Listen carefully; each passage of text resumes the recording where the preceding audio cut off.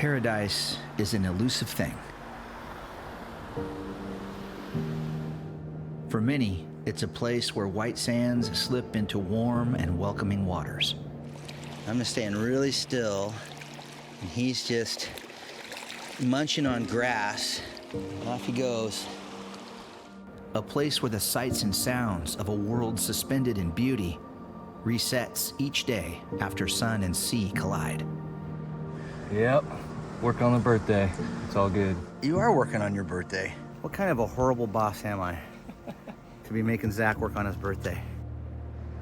On the big island of Hawaii, Paradise is also a place of extremes, where newborn rock is shaped by wind and rain, in the shadows of a fire that never burns out. We are standing on the edge of the Kilauea caldera, looking right down into the active volcano right now. On landscapes that remind us of Earth's unsettled will to thrive. One of the things you'll see all around Volcanoes National Park are these steam vents, which sometimes can emit gases other than steam, and that's what you got to watch out for out here, because sulfur dioxide emissions can be a problem. And while this place is where so many come to escape, it is an ancient home to generations with roots that run deep and whose stories can be heard on the whispers of wind that gently blow in the mists on Mauna Kea. You know, I grew up always wanting to be around horses and cattle. Most of us growing up on the Big Island always wondered what it'd be like to work for Parker Ranch, and so eventually I got my chance. Like so many travel destinations around the world, a trip to the Hawaiian Islands for most is a chance to recharge and relax. But if you set out to see the beauty here beyond the lens, it can also be a place to find adventure and a deeper appreciation for what places like this truly are.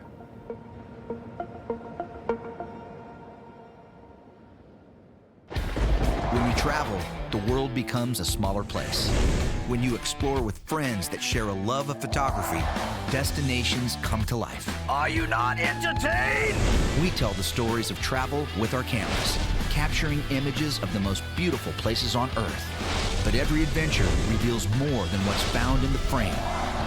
The people, the food, and the unexpected turns that happen on every journey. Want to go? No, he's going downtown on you. Hang on a second. Brings the full experience of travel into focus.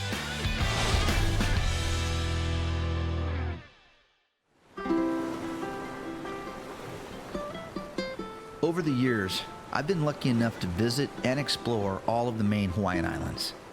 And while I've enjoyed hiking in places like the Kalalau Trail in Kauai, or exploring the remote waterfalls of Molokai, the big island of Hawaii is the one I keep coming back to.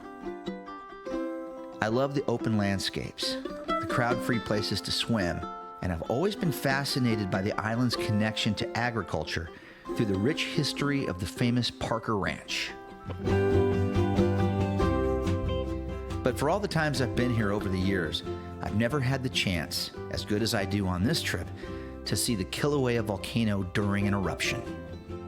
I've never seen active lava anywhere on Earth before, and since its most recent eruption back in September of 2021, the Halemaumau crater in the heart of Volcanoes National Park has been spewing lava from a single vent, putting on quite a show for those who hike to the crater's edge. Dave, Zach, and I have a quick 4 days to shoot this one, which will be a challenge because getting around the Big Island takes time. It's called the Big Island for a reason. Okay, so we are at our first stop today, which is at the Fish Ponds Preserve area here in Waikoloa. And Dave is loaded up with his usual gangster wrap face covering to keep the sun off of Dave's sensitive skin. So what we're gonna do here is we're gonna go look for sea turtles. Kind of get in there. We don't like to touch them. Zach, no molesting the sea turtles. Hey. But yeah, but this is a good place to try to get into the water and see some of the fish life and some of the marine life that's here in Waikoloa on the Big Island.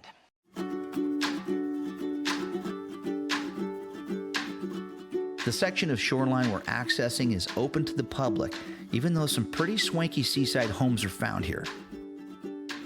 This coral trail links two big mega resorts in Waikoloa, but very seldom will you see people swimming here.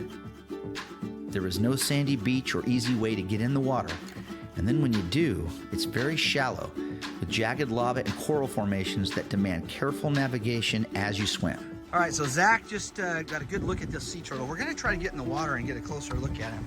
Where's he at, Zach? He's you see his fin just pop right there, see? Oh yeah, I see him right there.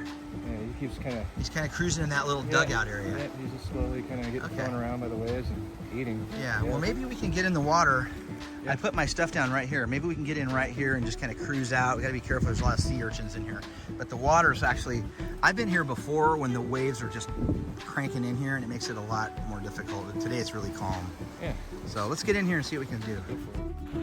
While it takes a little extra care getting in and snorkeling here, Zach, you're blinding the fish.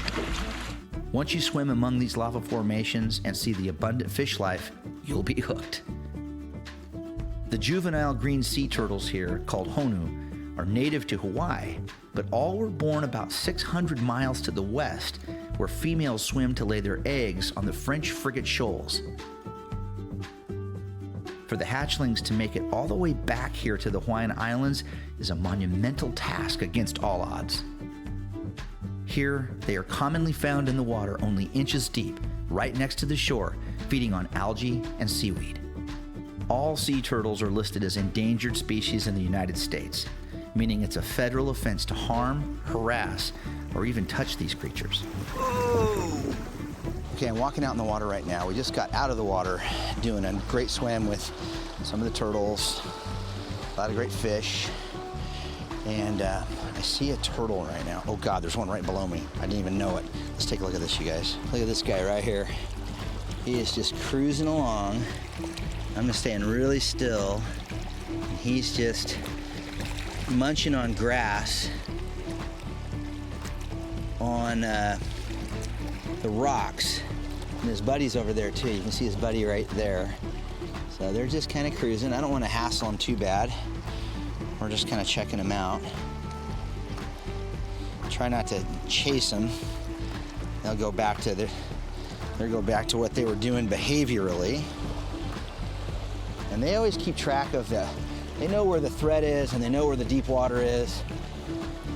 But it's just so beautiful to watch these guys do their thing this close to shore here on the Big Island of Hawaii. These beautiful sea turtles. Off he goes. He wants to hit that salad bar without somebody sticking a camera in his face, and I can't say I blame him.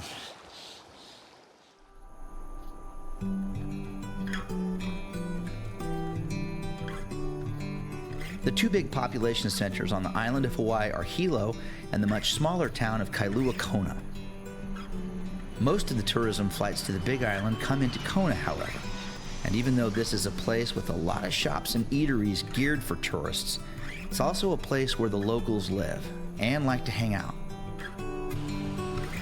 Mix all that in with the history of the island captured here, and it's easy to see why a stroll on the streets of Kailua Kona is a must-do excursion on the Big Island.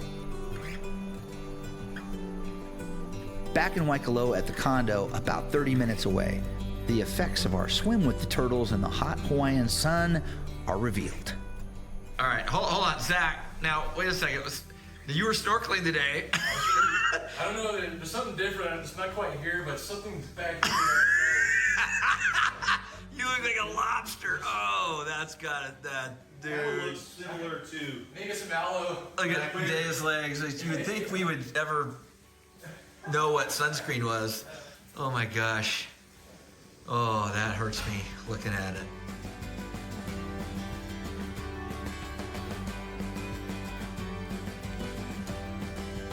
Sunsets on this side of the Big Island are like their own living thing.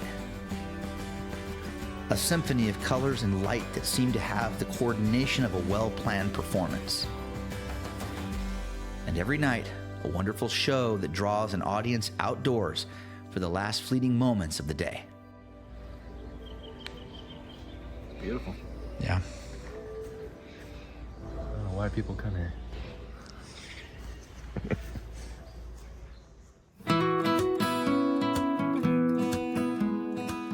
next morning, sunrise over the big island of Hawaii signals the start of a big day we have planned. Volcanoes National Park is on the other side of the island from Waikoloa, which means we have a 2-hour drive up and over the saddle between Mauna Kea and Mauna Loa, the two huge shield volcanoes that are the main foundations of the Big Island's landmass, dropping into Hilo and then taking Highway 11 up to the park entrance. Okay, we are in the gate at Volcanoes National Park, and pretty excited because it is a crystal clear blue day. We've sort of done it again. We get very lucky with weather doing this show. A lot of times on this time of the year, there can be a lot of clouds on this side of the island. It can be pretty soupy. You smell the sulfur, Zach? Smell it. Yeah. You can smell that sulfur dioxide in the air right now. And just off to my left, we're gonna turn the camera over here, the Kilauea volcano is currently active, and steam vents are all around us, and it's really, really pretty. A quick stop at the massive Halima'uma'u crater reveals what's been happening here since the beginning of Kilauea's last eruption cycle on September 29th, 2021. A time-lapse video from the USGS of the crater and lava lake contained within it show the rise of the lava over the past few months. Volcanic activity here caused the National Park Service to close the Jagger Museum on the edge of the crater back in 2018 when things really started to heat up at Kilauea. One of the things we've dedicated ourselves to today is no matter what, we're staying here to see lava today, right? So even if we don't finish up till 11 o'clock tonight. Yeah. We're gonna with that? We're gonna get stars, and we're gonna get lava. Now the big thing for you, Zach, is that there aren't any restaurants in operation here at that hour. Now we did buy some snacks, but I have a feeling Zach's gonna burn through those pretty quick. I think we'll find something down here at the water. Okay. There's nothing down there, by the way. I've been down there, except lava and ocean. Well, there's some goats on the way up, I think. Well, we're not harvesting a goat in a national park. It's not happening. Our plan is to come back here tonight and hike into the crater closer to where the lava is flowing to get our first look at Hawaii's most active volcano. With half a day to kill until sunset and our hike into the crater, I wanted to take Zach and Dave down to the bottom of the park along the Chain of Craters Drive. This 19-mile paved road winds through the lava fields of past eruptions and is an excellent way to see how these flows change the landscape.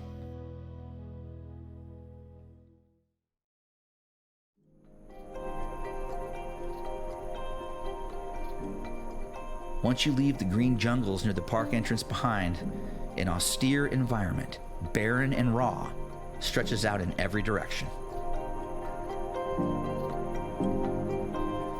The sheer magnitude and size of these flows is sobering to see as you drive. The hillside flows of the Ma'unaulu eruptions that happened between 1969 and 1974 give a unique look at Earth's growth in its purest form.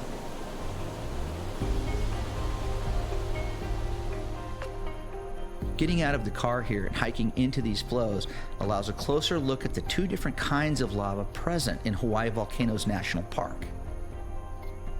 A'a lava is more coarse and chunky, caused by faster lava flows that cool more rapidly. Pahoehoe lava flows are less intense and allow the lava to move and cool slowly, often coming to rest in braids and pillows frozen in the rock. One of the things you'll see all around Volcanoes National Park are these steam vents, which sometimes can emit gases other than steam, and that's what you got to watch out for out here, because sulfur dioxide emissions can be a problem. The park monitors those levels really closely, and if they get too bad, they'll shut the park down or move people away from vents like this. This one is pumping out. I'm not a scientist. I don't have any kind of measuring device on me, but I don't smell sulfur right now. It looks like and feels like steam, but it's just another reminder and a really cool up-close way to get in here and see the volcanic activity, in person, really close. This is the kind of stuff you can touch and feel, and it makes it really special. It's another reason why this park is so fantastic. With the day winding down and parking lots going quick at the Desolation Trailhead that will take us down to the crater's edge, we snag one of the few remaining slots. David Boomer coming up here right now. Ready? You ready? Yeah. All right, man. We lucked out. We lucked out. That's solid gold right there. That's solid gold right there, right now. We got here just in time. Yeah, just in time, man. Yeah. Zach already took off. He didn't even wait for us. Nope. He said the light's getting good. I'll see you there. All right, we'll get headed down there and hopefully Zach saves us a spot. Sounds good. Let's do it.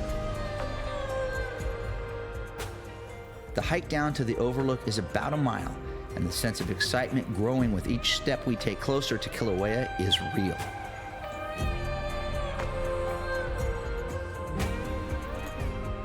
Once we get to the edge, a surreal landscape opens up before us.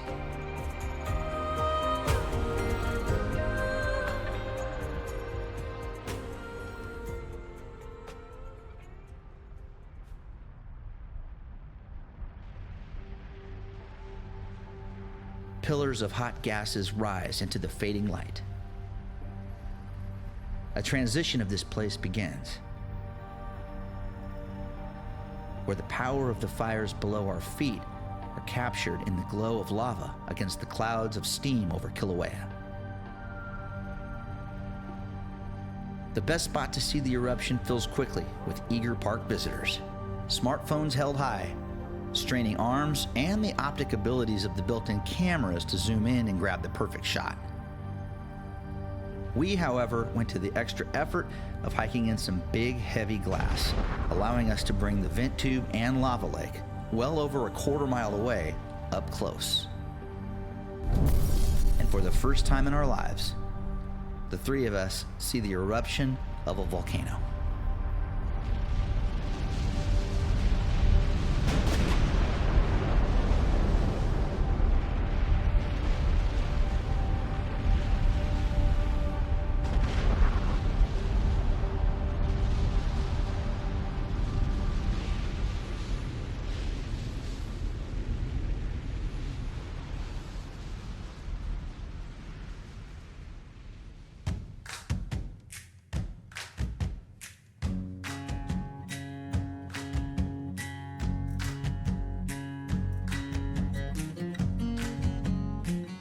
One of the big draws for me on the Big Island is how diverse the landscapes are.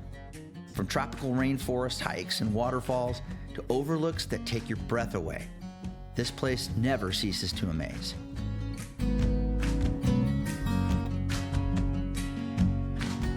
As is usually the case, and especially for me, food is always a big part of travel, and the Hawaiian Islands are known for some insanely good places to eat.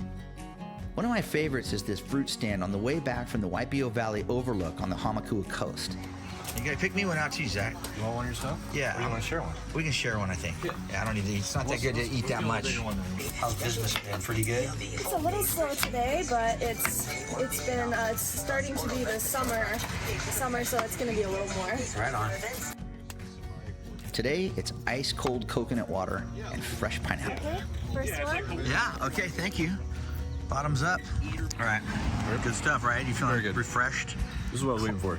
Yeah, it's tough to Fresh beat. cut pineapple. Yeah, it's a different thing. It is a different thing. It's so tasty. Yeah. In the nearby town of Waimea, a trip to the Big Island would not be complete, in my opinion, without a stop at Village Burger. It's in a strip mall in town, but don't let the obscure location fool you. If you like a big, juicy cheeseburger made from the world-class beef raised right here on the island, this is a burger experience you will not soon forget. All right, oh my goodness. Zach didn't waste any time. I'm going right in. I don't know how long I should keep recording this without telling you you've got 3 ounces of mayonnaise hanging off your face. Cattle ranching on the Big Island of Hawaii has a long and treasured history. The world-famous Parker Ranch is the largest of several cattle operations on the island and is one of the oldest ranches in the United States, predating many mainland cattle ranches in Texas and southwestern states by more than 30 years.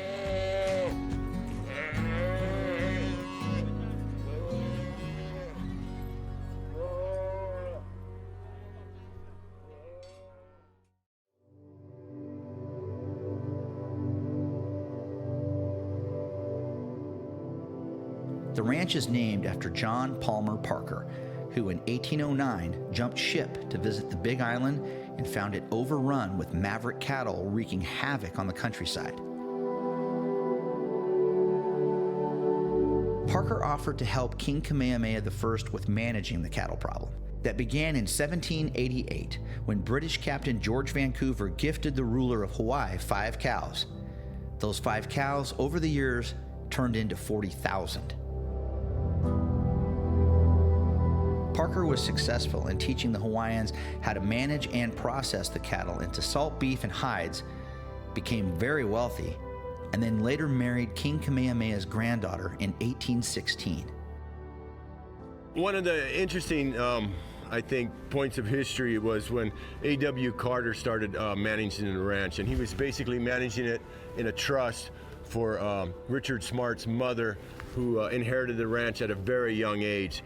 And so her mother, Thelma Parker, who we refer to as Tootsie, basically hired A.W. Carter to run the ranch. And he ran it for many, many years. He's the one that basically bought other lands and kind of traded a lot of people for their lands or their homesteads, and basically grew the ranch to the size that it became a significant empire. When Richard Smart passes away, he has the ranch set up into a trust. And so he had some family members that he cashed out in his will, but all the land holdings went into a trust, and the beneficiaries of the trust are the community hospital in Waimea, 2 private schools in Waimea, and a community foundation. So Richard really wanted the ranch to benefit the community, and he knew education and health was important.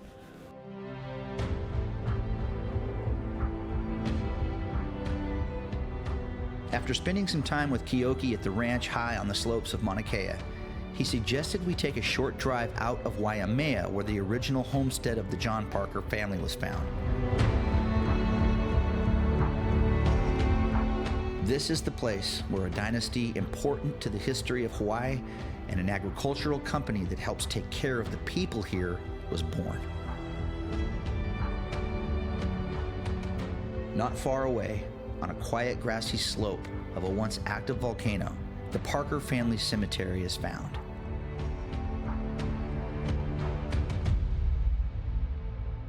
Here, John Parker, his wife, and generations of their descendants rest.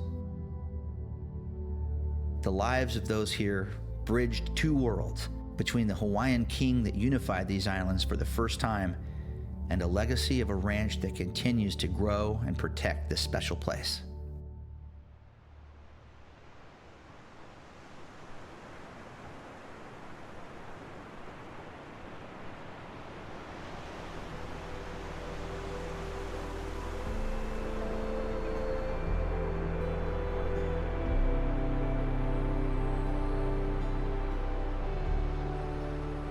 Hawaii has many faces and meanings for those who live here and who travel here.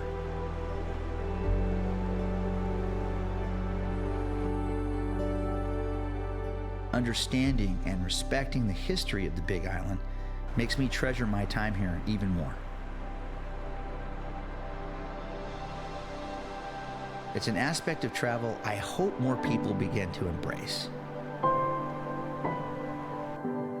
These places are so much more than just a playground for those of us who come here to explore. Being curious about the places we choose for adventure deepens the experience we have in places like Hawaii. And when our time here is up and we return home, hopefully we bring home more than just a pretty picture.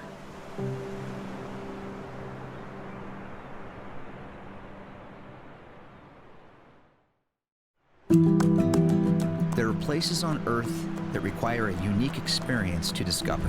You're looking good, Brian. The true beauty of these places can't be known unless you explore them on certain terms. Just hold that straight in course. I wouldn't go any more left.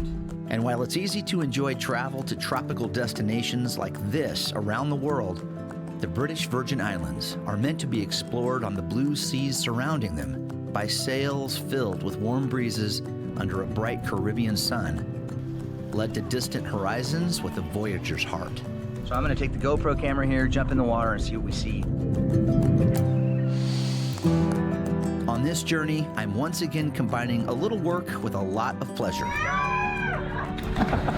A friendcation planned and canceled several times due to a pandemic called COVID, but now a high seas adventure that's finally about to begin. We're packed in here like a bunch of sardines, but that's part of the fun. 2 decked out catamarans on an 8-day odyssey in one of the best places to sail on the planet. Expert is a loose term to describe what we do.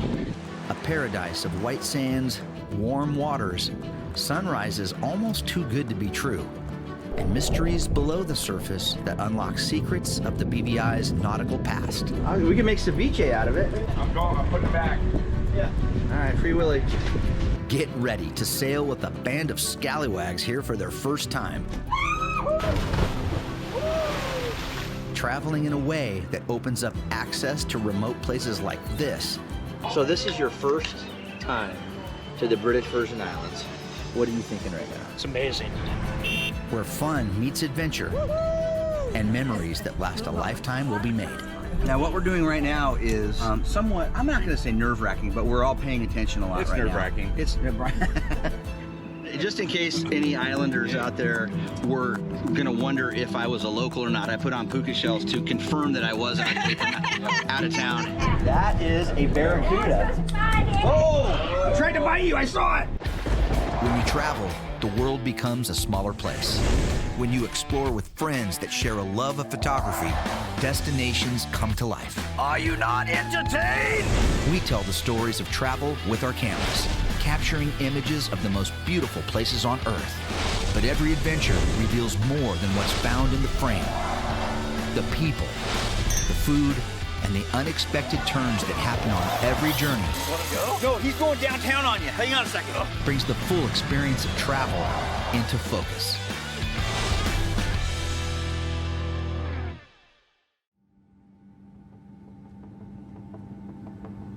Looking out the window of a red-eye flight over the middle of America reminds me that there can be some redeemable value of overnight plane travel. A Central Texas thunderstorm from a perspective that gives scale to the wonders of weather, and a brief reminder that the journey is the destination when we travel.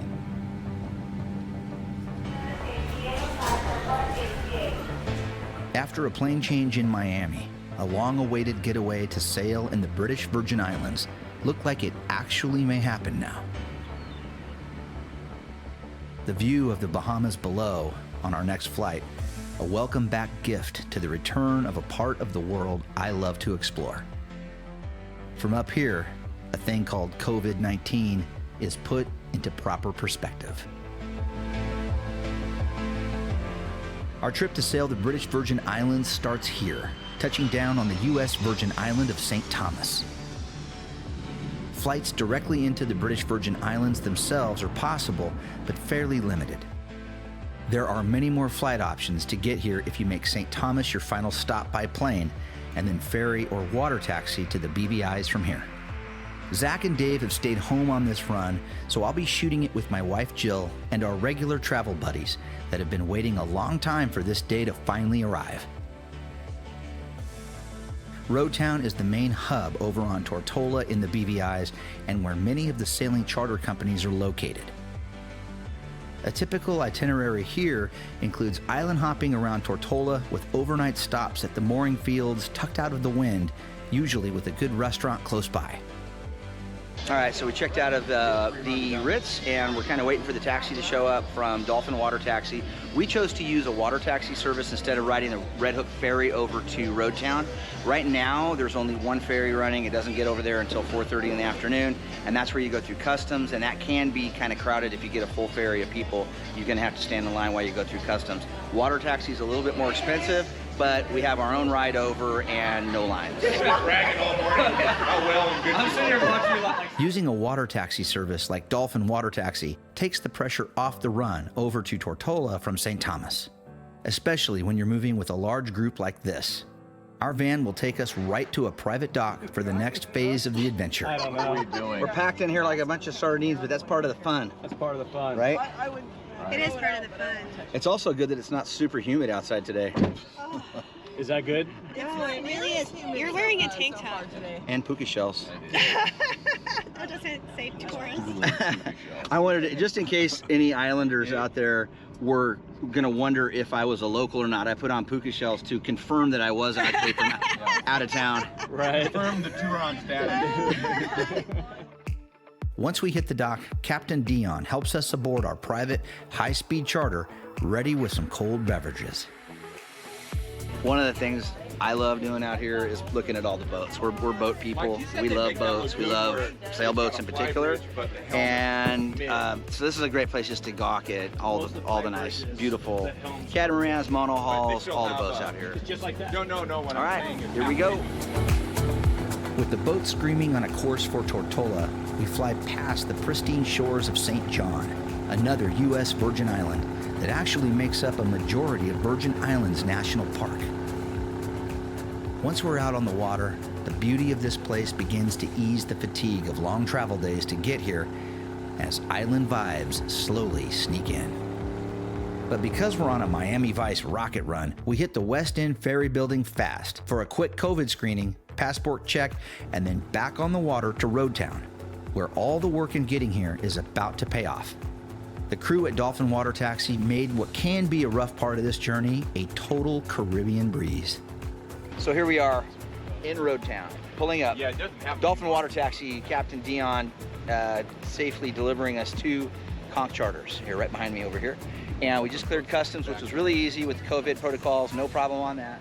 Pulling into this beautiful fleet of charter boats that Conch Charters operates here. We're gonna get on board, get checked out on the boat, and we'll be camping here for the night. As you can tell, a lot of work goes into the front side of a trip like this. I've sailed with Conch Charters before and love their team. You can hire a captain to take you out on one of their boats for the week, or, like us, if you know just enough to be dangerous and can sail on your own, do a bareboat charter to enjoy these welcoming waters at your own pace. While the Conch Charters team gets the boat ready, it's time to run next door to the local grocery store to get provisions for the voyage. Lots of pulp, some pulp, no pulp. I am not gonna lie, this part of the trip is my least favorite thing. Planning and buying enough stuff for 8 days on the water with all these people on board can be overwhelming. So really doing a solid pre-plan on provisioning is highly recommended, something we didn't do. Provisioning. Provisioning, I'm gonna follow you right into Okay, follow me, and now you're doing absolutely nothing now. except shooting a TV show, That's true. which really isn't that hard. Okay, so After a quick checkout on the boat and going over our travel plans with Conch Charter's expert staff, we are finally ready to set sail and get this trip underway. We're gonna watch out for the channel markers. We're gonna hit green. Green is out. With more than half the day already gone, we head for Norman Island, just across the main channel, to grab a ball in a mooring area called the Bight. So this is your first time to the British Virgin Islands.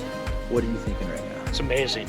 Just beautiful. The water's crystal blue. It is so clear. We've got these we're right up next to Norman Island here. We've got the jungle right up to the boat. This is the end of day 1.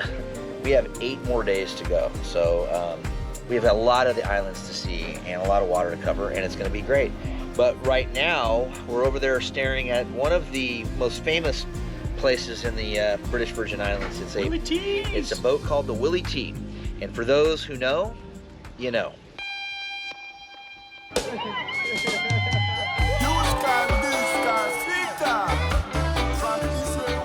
Going aboard the world-famous Willie T is a BVI rite of passage, and perhaps one of the top things to check off on a list of things to do here. It's a kind of floating bar and restaurant that draws the cruising crowd in like a moth to a flame, and will definitely put an island smile on your face.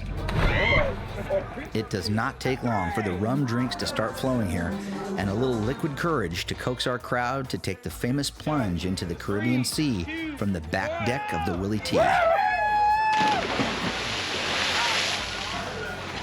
After getting our Willie T on, it's time to slow it down for a nice beachside dinner at the Pirate's Bite on Norman Island.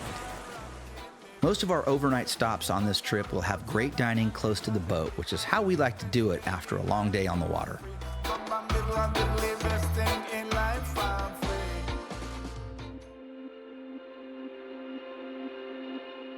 The next morning, we drop the ball at the Bite on Norman Island and set out on the first real test of sailing our 48-foot leopard catamaran named the Kathmandu to one of the most popular islands in the BVI's Jost Van Dyke.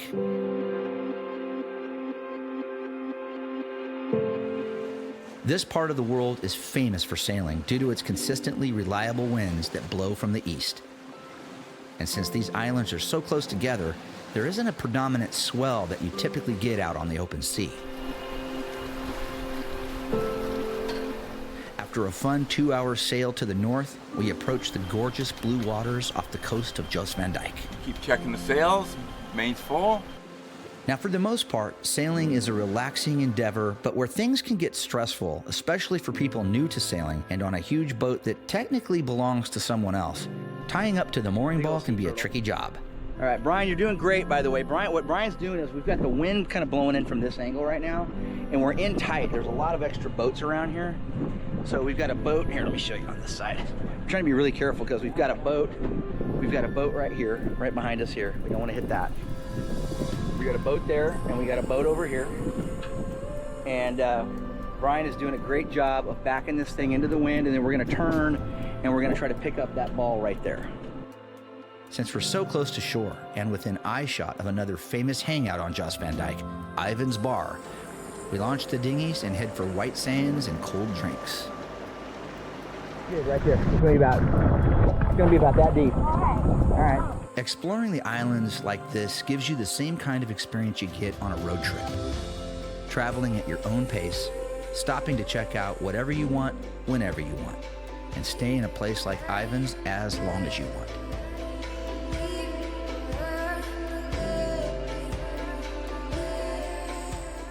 The whole point of this kind of a trip is to not stick to any plan or hard schedule. When you're hungry, eat. When you're thirsty, drink. When you're tired, take a nap. And when you want to play in the waves with an island kid and crush him under your own body weight in the surf, you can do that too. You're okay, you're okay, you're okay, you're okay, you're okay. No local children were injured in the filming of this episode.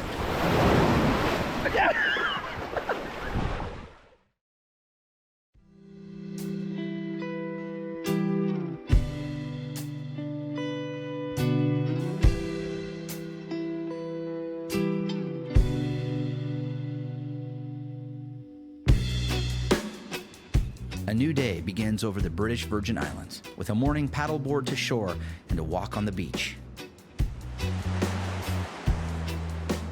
Two of my best friends on this planet, brothers Mark and Brian Biglione, sneak away from the boat to spend some quality brother time together on the shores of this island paradise.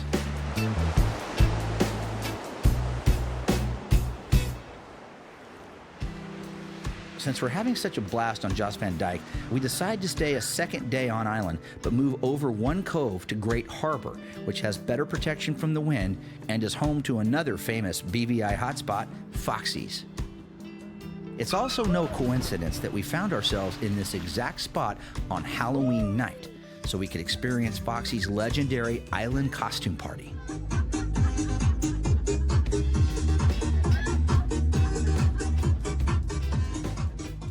The food at Foxy's is great, and the fun regularly had here, especially on a night like Halloween, will not be forgotten.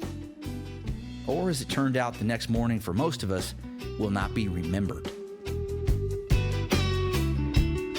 Okay, so we're up on a Monday morning, the day after Thanksgiving? No. We're up on a Monday morning, the day after Halloween at Foxy's, which was fun. We had a good time there last night. Now, what we're doing right now is somewhat, I'm not going to say nerve-wracking, but we're all paying attention a lot right now. It's nerve-wracking. We are bringing the Kathmandu into a dock for the first time. So right now the winds are pretty light to variable. We think we know what we're doing here. Brian's been doing a good job of. We've been watching a lot of YouTube videos. That helps. So we're checked out. And we're bringing this 48-foot beautiful leopard in very carefully.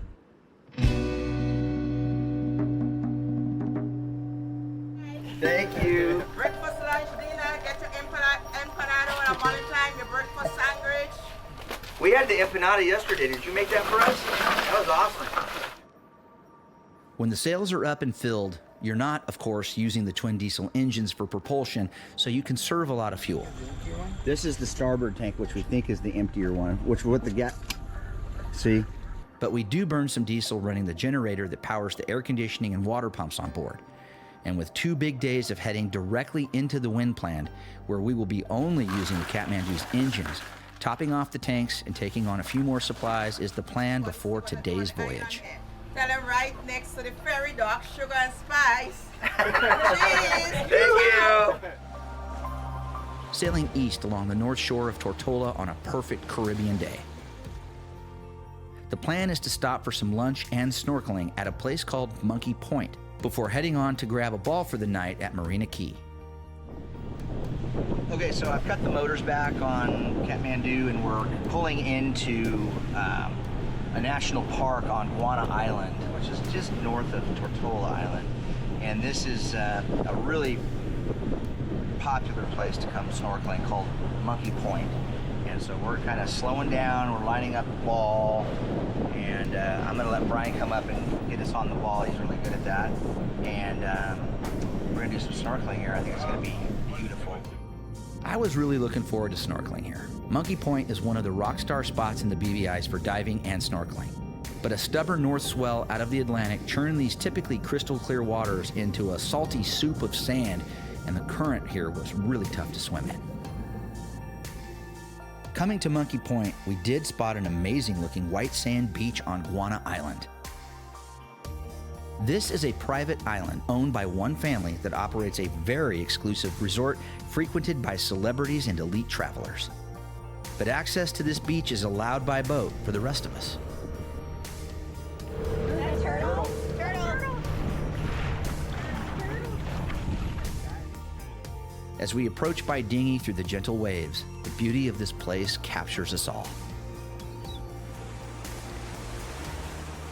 Having access to such an exclusive location, free of crowds or any other sign of civilization, is another special part of a sailing experience like this. Most of Guana Island is a natural preserve, and a long walk on this white powder sand beach will be one of my favorite memories of this entire trip. The quiet times on a big adventure like this bring balance to the experience.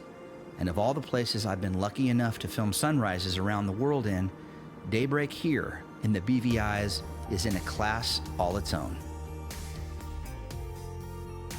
Today's run is the most ambitious part of the entire trip for us. It's where we leave the main island group of the BVIs behind to sail to the distant British Virgin Island of Anegada, almost 22 miles away. While most of the crew is still asleep, Brian, Mark, and I are eager to get going, since this will be our biggest leg of the trip, and it's into somewhat open water, unprotected from the islands, with strong storms forecasted for the day. Yeah, ready, drop it. Okay, you heard it right there. Captain Brian just said drop it, which means we're dropping the ball here on Tuesday morning. We just spent the night right off of Marina Key, which is right behind me here, this little island just next to Scrub Island over here. And you can see we've got some weather today, so we're watching that. In fact, off in the distance back there, I don't even see that behind me, but it's just dumping rain right back there. Just really super localized downpour, but that's what we're going to be dealing with today. Sorry for the sleepy eyes. I just woke up a little while ago. Looking good here. Okay, Brian's got forward power, so now he knows where he's going. We'll go back up to the helm, and we've got our route punched into Navionics right now. They'll take us out. So basically, we're going to hit the start button right now, and off we go.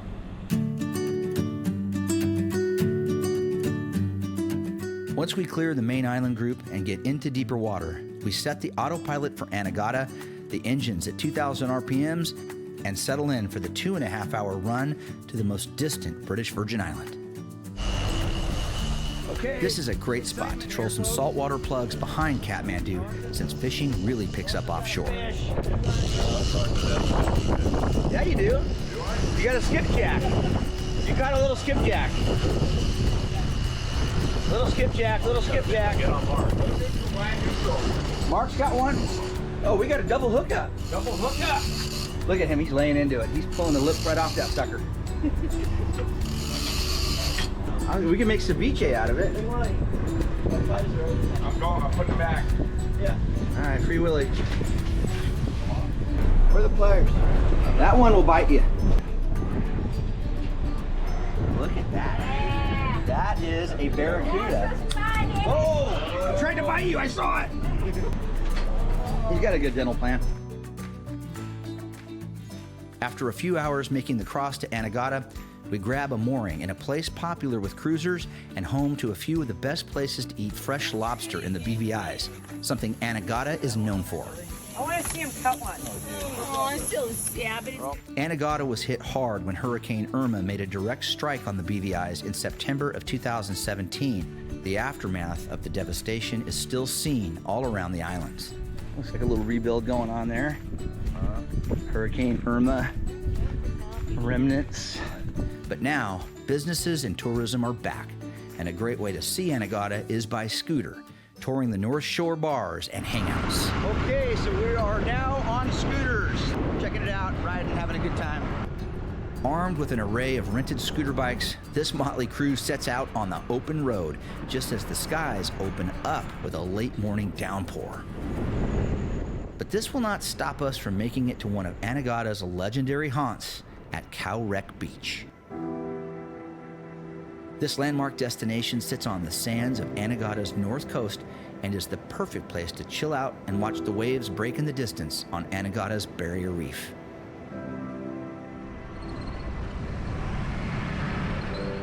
After Cow Wreck, we saddle up again for the short ride up to another top spot to relax at the Anegada Beach Club. Here, you can jump in the pool to wash off the trail dust while grabbing a bite to eat and sipping something cold before heading back to the boat.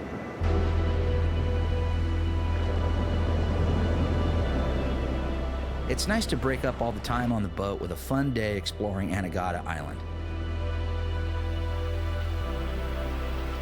And even though another pretty big storm hits us as we get back into town, nothing can dampen the spirits of a trip like this with close friends in such a beautiful place. After another sunrise to remember, and favorable winds ready to fill the sails of Kathmandu for the run back to the main island group of the BVIs, we set a course for Virgin Gorda. This adventure was one planned for a long time and canceled on several occasions due to the pandemic. And now, after reflecting on a trip we took in early November of 2021 and remembering some of the other stops we made, like exploring the rock grottos of a place called the Baths on Virgin Gorda, or snorkeling on the wreck of the RMS Rhone that sunk during a hurricane in 1867, the British Virgin Islands hold a special place in my heart. The seascapes of the Caribbean are soft and approachable. The harshness and unforgiving nature of oceans found elsewhere on Earth give way to a warmth found in the winds, waters, and people here. To know this place better, you need to take a deeper look. As time runs out on adventures like this, and courses are set for home, we realize there is still so much to see.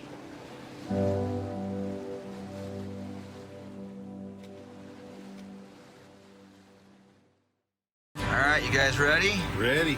Utah is home to 5 of the nation's top national parks, also known as the Mighty Five. Pretty incredible stuff. For this adventure, we're hitting 2 of our favorites on a Red Rock road trip through the heart of Utah's epic desert landscapes. Our first stop is below the massive walls of Zion National Park. We'll pull over, get out, take a little hike, find a little slot canyon. Then it's tunnel time on Utah Route 9 to another hike into Zion's less crowded backcountry before heading to Bryce Canyon National Park on Utah's amazing scenic Route 12. We're not even in the park yet, and all the shots you want to stop and grab are just beautiful. Bryce Canyon's famous hoodoo formations are the big draw here, but shooting sunrise over Bryce is a bucket list dream come true. It's 16 degrees outside. This says 19 degrees. What's our elevation? 8,100. 8,100 feet. Combined into one adventure, Zion and Bryce Canyon pack plenty of front country punch, but exploring off the beaten path here unlocks the unique scenic finds you'll never forget. And really the trick is to just listen, which is hard to do right now because I'm out of breath from climbing up out of the creek bed. Get ready for 2 photogenic national parks explored on one drive through a land of sandstone, blue sky, and snow-covered sage. We've got a little lens envy going on. Half your lens is a hood. When you travel, the world becomes a smaller place. When you explore with friends that share a love of photography, destinations come to life. Are you not entertained? We tell the stories of travel with our cameras, capturing images of the most beautiful places on Earth. But every adventure reveals more than what's found in the frame. The people, the food, and the unexpected turns that happen on every journey. Want to go? No, he's going downtown on you. Hang on a second. Brings the full experience of travel into focus.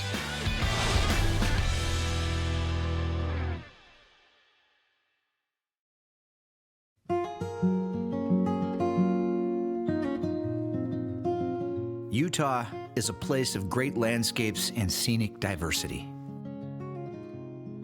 The rugged mountains in the northern part of the state seem to change without a hint of blending transformation into the slick rock regions of southern Utah, where the state's 5 national parks are all found. These parks, known as the Mighty 5, include Zion, Bryce, Capitol Reef, Canyonlands, and Arches National Parks. And all can be visited by a network of highways and routes that make getting to these national treasures almost as memorable as the parks themselves.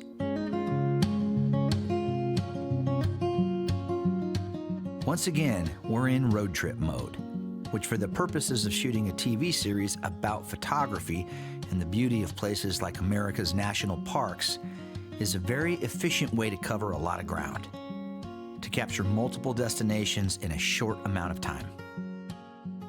We've set aside 7 days to explore 3 of Utah's national parks that will be broken up into 2 separate episodes.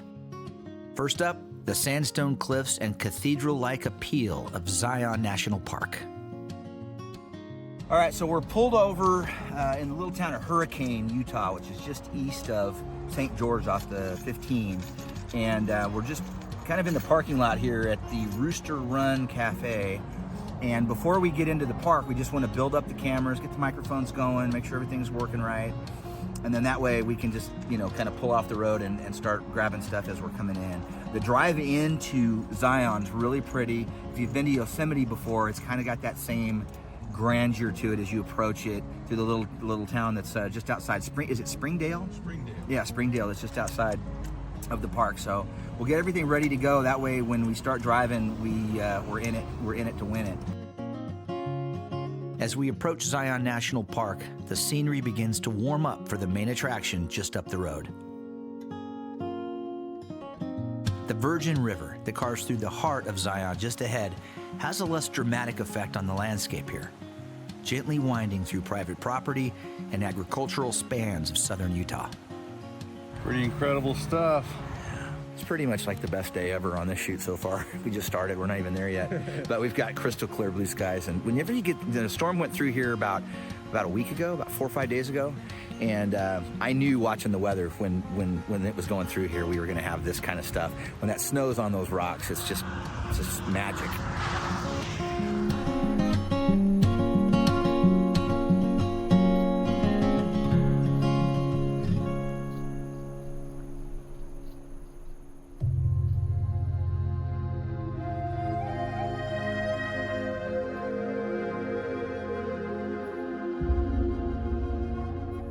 Springdale is the closest town to Zion National Park, a quiet place in winter months, booming in the summer vacation season.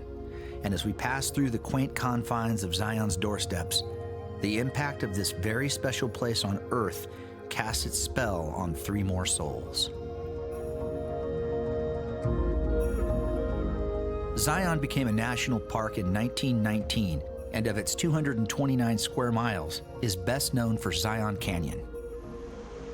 Carved by the North Fork of the Virgin River, the canyon is framed by red and tan Navajo sandstone cliffs, some over 2,000 feet tall. I've been to Zion several times, and its beauty never wanes. It's a park that is gut punch gorgeous. A place so perfect, a part of me immediately feels a kind of pain inside once I get here, knowing that soon I will once again have to leave it behind. Take everything, including the kitchen sink, with me. You are taking everything but the kitchen sink. I like it. All right, Jeff. You good? I'm good. You guys go ahead. I'll catch up. Have fun. We fan out. You want to come back, what, half hour? Yeah, 20 minutes, half hour.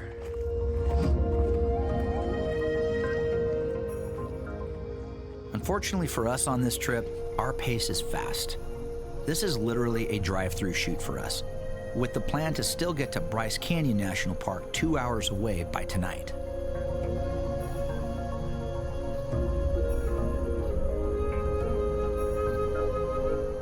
On the scenic loop drive deeper into Zion Canyon, we pass the most popular feature in the park, a rock formation called Angel's Landing.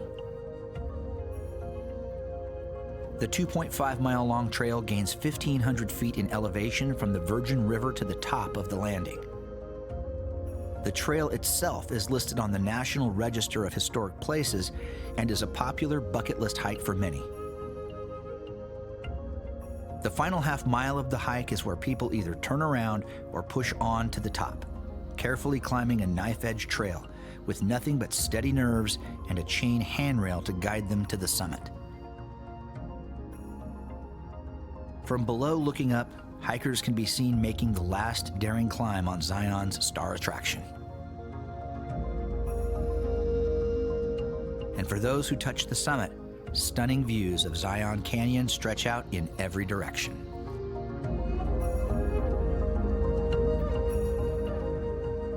Look at this day. Look at this. Absolutely perfect day. Blue skies, no clouds, temps are not brutally cold. And walking up, I see Zach Allen right now. He's just finished a nice session, I'm sure. Yeah, that's your first time here, so how are you digging it? I'm loving this. I mean, this is what I expected, but you know, it's better once you're here, it's for sure. Yeah. We're not even into the park yet. That's the crazy thing. That's what's crazy is we're just driving. We just started the scenic drive, the scenic loop drive. Right, so this is usually closed during the summertime because there's too many people that come in here, so they shuttle you in on this part. But one of the benefits of coming here in the wintertime is that typically it's open, so you can drive your own car in, and that gives you the chance to jump out wherever you want. You can go at our own pace. Go at your own pace. Yeah, this is great. It is great.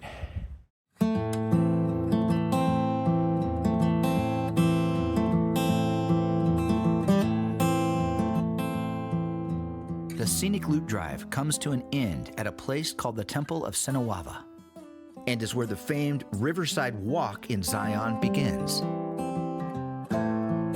This trail leads up the Virgin River to another popular place to explore in the park called the Narrows.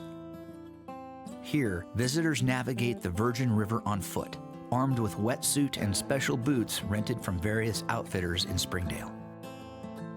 Okay, I've stopped just here off of the scenic loop drive in Zion, and right behind me is a family of deer sitting down, bedded down right now in the cottonwoods, and I got some pretty good shots. I've got the big lens on. I've got the 200 to 600 millimeter lens on right here, and so I'm getting a pretty good shot of the little baby, the little fawn in there. Can see him sitting right in here, and there's a lot of deer in here. I've been here several times. There's some great deer spotting in here, so you can see some great deer, some big bucks and two in here, and really pretty to sit here under these red rock cliffs. A little bit of traffic going by, but that's okay. It's a nice, beautiful afternoon. After splitting up for a while to grab different scenes from the Riverwalk Trail area, I pick up Zach and Dave at the packed parking lot to move this train down the tracks. We had a great time. Did it work? Did you guys stick together? We stuck together, yeah. Yeah? Zion is really a place that needs at least 2 or 3 days to do properly when planning a visit here. Since this is more of a pass-through experience for us, it's back to Utah Route 9 and up the switchbacks that climb towards Zion's backcountry beauty. We're on this cool little climb out on Highway 9 up to 89.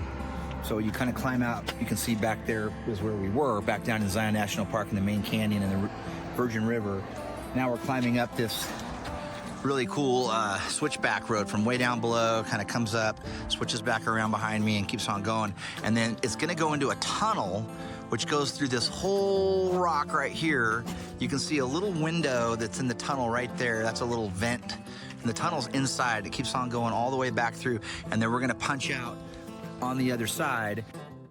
Utah Route 9, also known as Zion Park Scenic Byway, leads us to the Zion Mount Carmel Tunnel, a mile-long bore through petrified sand that at its time of completion in 1930 was the longest non-urban tunnel in the United States.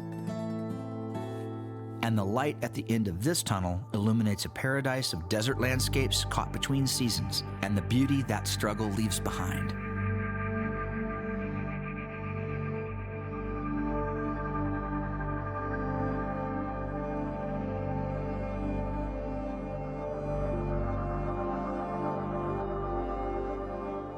What I truly love about this part of southern Utah is that you don't have to be in a designated park or weave through crowded trailheads to have a memorable experience here. The only admission fee is a curious mind, an explorer's spirit, and a love for natural settings that sometimes are tough to explain in words.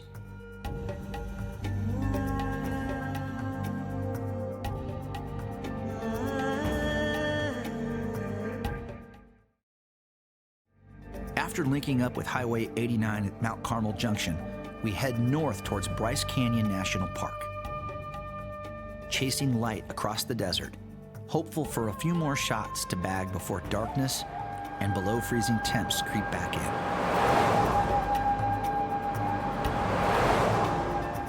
in. Another hour up the road, we turn east on one of America's best scenic drives, the legendary Utah Route 12 Scenic Byway. Snow still blankets the wide open fields of prairie sage and grasslands on a late winter afternoon that is slipping into night.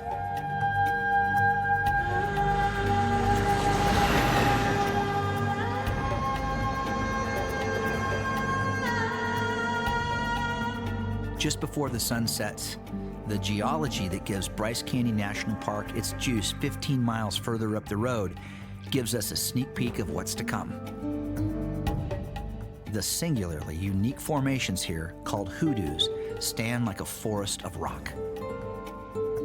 Formed millions of years ago as inland seas and freshwater floods deposited massive amounts of fine-grained sediment that then became stone, only to be forced back into the elements through tectonic upheaval and slowly sculpted by time's hands of weathering and erosion.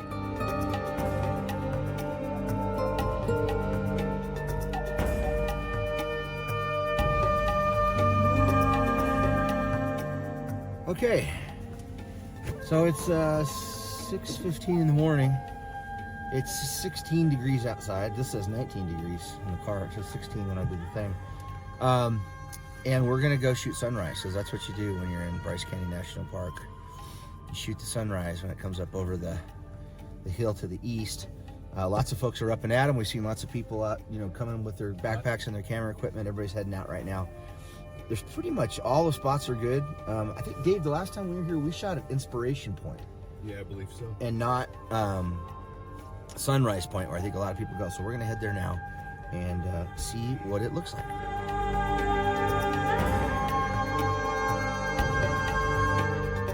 Bryce Canyon National Park, which despite its name is not actually a canyon, was named after Mormon pioneer Ebenezer Bryce that homesteaded here in 1874.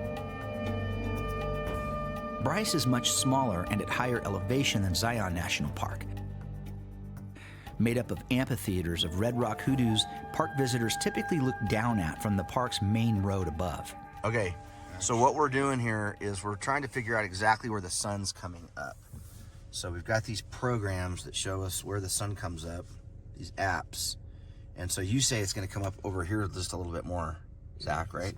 The thing we're trying to make sure we're at Inspiration Point, and the terrain sort of wraps around the corner here. We want to make sure that we're not blocked by the actual sunrise. What's our elevation? 8,100, right? 8,100 feet? Yeah. Yeah. Oh, that wind coming up canyon though. Woo. Yeah. Now there's actual Inspiration Point off to your right. up the hill. We can see the hoodoos starting to light up in the early morning light. If we look down to the city of Tropic, little town of Tropic down below, you might be able to see the lights, but man, it's gonna be beautiful. Let's go get our gear. Getting up to shoot sunrise means you're actually up well before sunrise to get everything ready.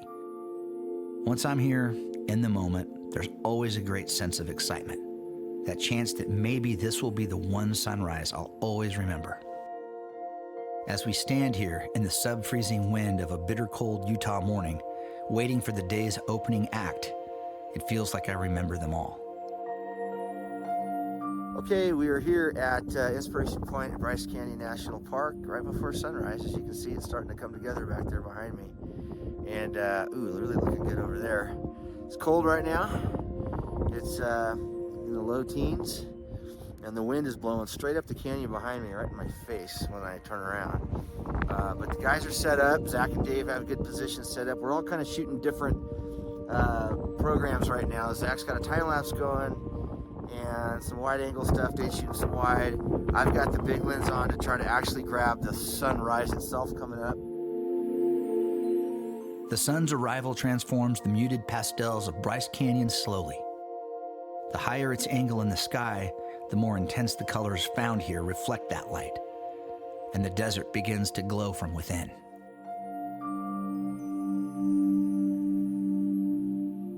Bryce Canyon has many places along its rim to take in different views of the hoodoo formations below, but there's nothing like actually getting down into them. An excellent system of trails winds through these towers of rock that give you an entirely new perspective and appreciation of their size. All right, man. You can see when you get down below the rim, we're on the Queen's Garden Trail. When you get down in here and you're amongst these hoodoos, it's really cool. All right, D. It's been a while since you and I have been down on this whole trail. Been a few years. Yeah, it feels good to be back. It does. Same conditions too when we were here last time. We filmed here back in like 2011, I think it was, and we. Yeah, I remember a lot of snow on the trail there. Yeah, it was January and pretty cool. There's a lot of people, lots of folks out walking, enjoying the trail like we are today out here. Yeah, beautiful sunny day. Couldn't have picked a better day. No, it is fun.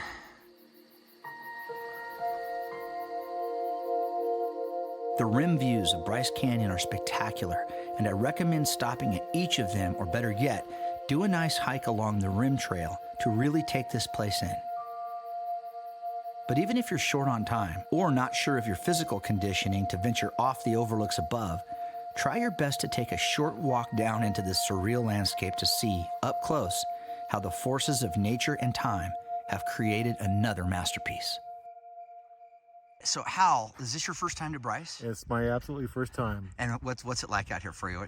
It is amazing. The sunrises and the sunsets that I've seen so far have just been spectacular. And just I'm going down to the hoodoos right now to see what they are, and it's just very impressive. I'm not a professional like you. I'm doing it well, that's what this show's about. We inspire people to do it. I got my little 2x zoom that I clip on. Yep. And so I go back and forth, and then I'll clean them up at home with digital zoom. Yep. And I pick out the nice spots for people to see. I'll post them. We've got a little lens envy going on. Half your lens is a hood. Back above Bryce Canyon National Park now, we visit the most grand of the rim-level views at Bryce Point. This platform extends well off the main wall of the canyon for stunning drop-away views in almost 360 degrees.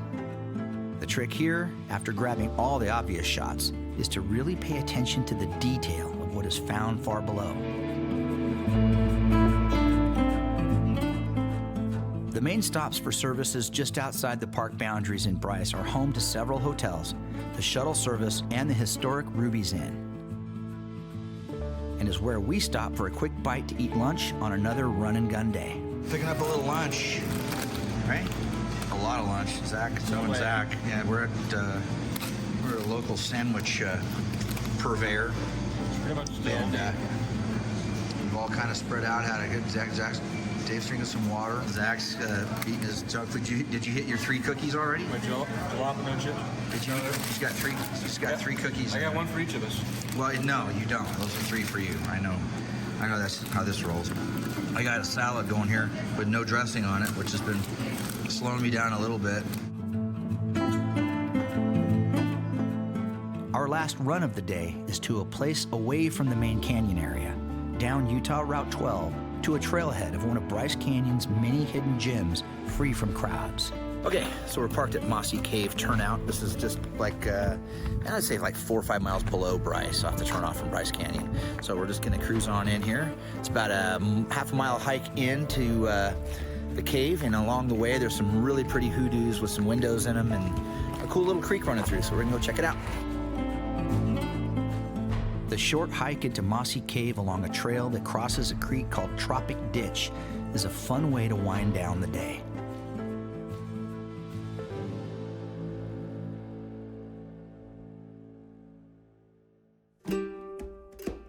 This scenic walk leads us below another impressive display of hoodoo spires beginning to catch the late sun's vibrant rays, casting long shadows across a frozen landscape.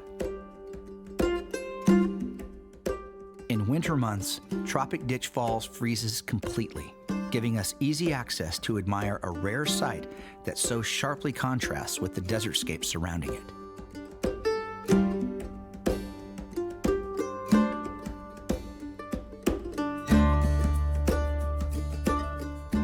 A little further up the trail, and one short, steep little pull up a frozen path leads to another icy treasure in Bryce Canyon's backcountry, to Mossy Cave.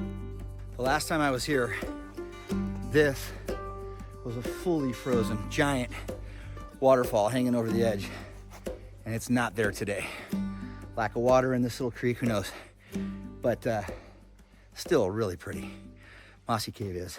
And really the trick is to just listen, which is hard to do right now because I'm out of breath from climbing up out of the creek bed. But let's get some shots in here. This is really cool.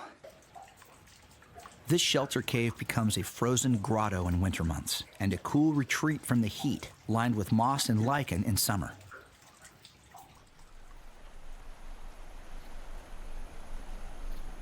The desert southwest and the roads that wind through these rugged but approachable landscapes are not only fun to explore, they inspire a natural curiosity to see what's next. The wide open of Utah's southern parklands feed a wandering soul and awaken a creative beat in the hearts of those that have forgotten or have not yet discovered what travel through places like this can do for a person mired in the grind. We tell the stories of travel with our cameras. And as Utah Route 12 pulls us deeper to the east, on a journey only halfway complete, new stories of places yet to see are waiting to be told. Okay, we are starting this trip off about 30 miles east of Jackson, Tennessee. A new state to explore, another road trip begins, and this adventure leads us into the scenic beauty of the South. Tennessee has an incredible network of state parks. From the living history of Civil War battle parks, those 4 cannonballs would now go flying out, much like a shotgun blast, through space, ripping up everything they hit. To urban parks that feel way off the grid.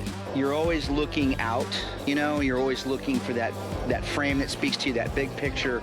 The bright lights of Nashville and the nonstop party on Broadway takes on a life of its own. You'll be on TV, but they won't see your face. As we're drawn to a world-class state park right smack in the middle of Music City. Well, to me, we probably got the best parks in the country. GPS has us at 1 minute away.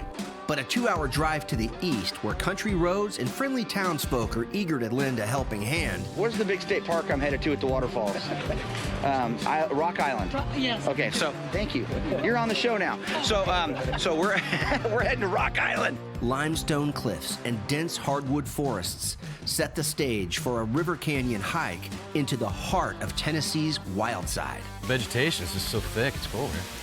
Yes, very thick vegetation. We got maple trees, we got tulip trees. And these back roads are also home to great small-town diners and dives tucked off the beaten path. Looks like Renee spins up some great food because this place was packed earlier. That are big on taste and Zach Allen approved portions. Double patty, onions, bell pepper, 2 kinds of cheese, American and Swiss. Get ready for a Tennessee road trip exploring some of the best state parks in America. Tennessee seems to be, on the ball.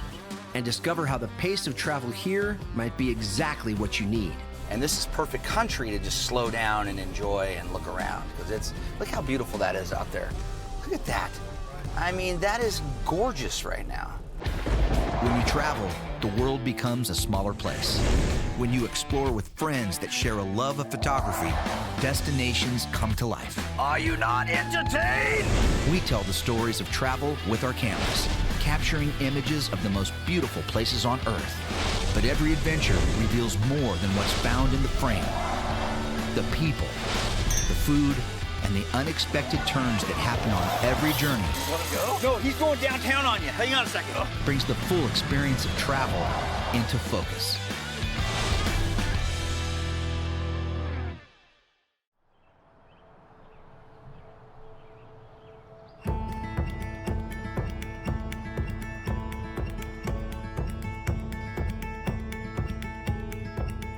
Milan, Tennessee is like many of the small towns west of Nashville that you'll never see driving on the interstate. In our attempt to get from one place to another as fast as possible in a car, the quiet city streets and town centers, the local high school football fields, and sleepy neighborhoods that give the South a lot of its charm are passed right on by, with the cruise control set at 75 and a blur of green slipping past the windows. Another thing we miss, and perhaps the most egregious offense committed in hammered down interstate travel, is the food found in the side street dives and back road kitchens where the locals eat. The good stuff, the food that you'll only find in a place like the Chow Wagon in Milan. A place where even the mightiest of appetites will be challenged by a menu that features theme night dining like Taco Salad Tuesday, Jumbo Cheeseburger Thursday, and the legendary Chow Baby Combo Friday Special. That's your order.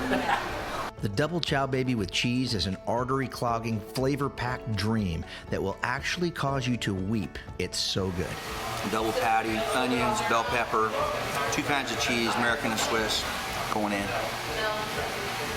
The large French fry special with melted jack, cheddar, and bacon crumbles for $6 is another must order. And for Zach Allen, whose bottomless pit of a stomach laughed at the portion sizes and kept on ordering, the towering large ice cream cone that should have been outfitted with red blinking anti-collision lights to warn approaching aircraft was devoured in seconds as we fuel up to hit the road again to discover Tennessee's impressive network of state parks. Okay, we are starting this trip off about 30 miles east of Jackson, Tennessee. Tennessee has an incredible network of state parks, which we're going to explore today, Zach and Dave, right? Oh yeah, right. That's right. All over it, all over it. All over it. So we're basically just doing a road trip show. This is a road trip show, and it's beautiful here. We're here in mid-June. It's actually not real humid today. When we flew over here on Monday, it was not the greatest travel day in the world, but we're here now, and that's what counts. So we're basically going to be heading to Nashville today. The plan is to get to Nashville, base camp there, and then strike out and explore several of Tennessee's beautiful state parks. The first one we're going to hit today, we're about, according to the navigation, we are about 20 miles away from Natchez Trace State Park. And so we're going to hit that one first on the way in. We've read some good stuff about it, watched a couple YouTube videos that seem pretty cool. So we're going to get on the ground and explore Natchez Trace State Park first. Tennessee has been nationally recognized for its state parks program with 56 unique parks that protect a variety of settings, areas, and landscapes.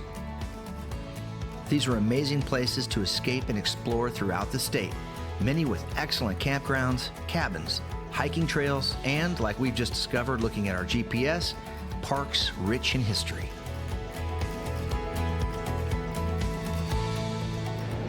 All right, on the way to Natchez Trace State Park in Tennessee, central Tennessee, and off the I-40, we saw a sign for Parker's Crossroads Civil War Battlefield Park. So we decided we needed to get off and check this out. So Dave and Zach are spread out right now. There's a really cool walking tour that we're going to do that's going to take us through this historic battlefield. We're going to learn a little bit more about it, specifically the role it played in the Civil War. And this is one of the great things about touring the South and doing road trips in the South is you have a lot of these Civil War battlefields and memorial parks set up to explore.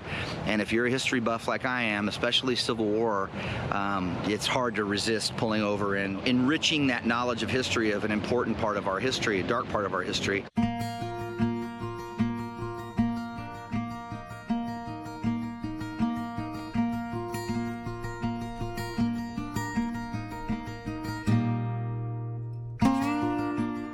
In 1862, after Union forces had made a deep push into the South with the help of railroad lines to supply troops, Confederate Commander Braxton Bragg ordered the railroads destroyed and turned to a rising star in his forces, Nathan Bedford Forrest. Forrest conducted one of the most effective raids in Civil War history, with his cavalry brigade swiftly attacking and destroying railroad track and capturing supplies as he pushed north to the Kentucky border. But escaping out of western Tennessee proved to be tough for Forrest and his men. Chased by federal forces that were about to overtake him, Forrest turned and launched 2 surprise attacks on separate fronts into the pursuing Union Army before it could organize. The place of this successful stand is memorialized today here at Parker's Crossing. Okay, so Zach and I have taken a walk up to this hill where there's a piece of artillery here that would have been used during this battle.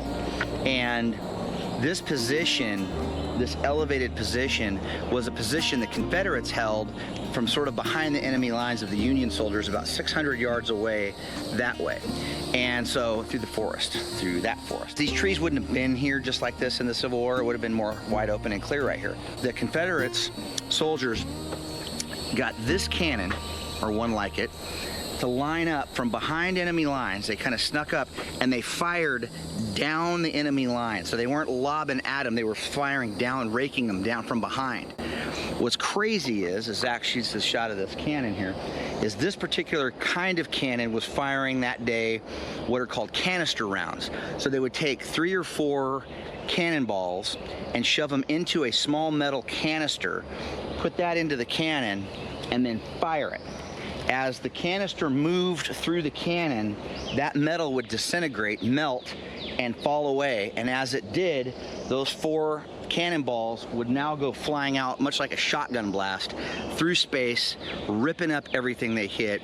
And according to what we've been learning here today, this particular cannon position fired at those Union soldiers against that fence, that split rail fence we were looking at, had devastating effect on those soldiers.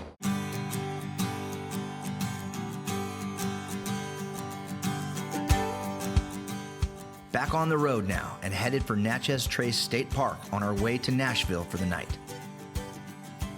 After a turn south on I-40, our first glimpse of this park shows us why Tennessee state parks are world class. The beauty of the hardwood forests and winding roads pulls us deeper into the magic of this place.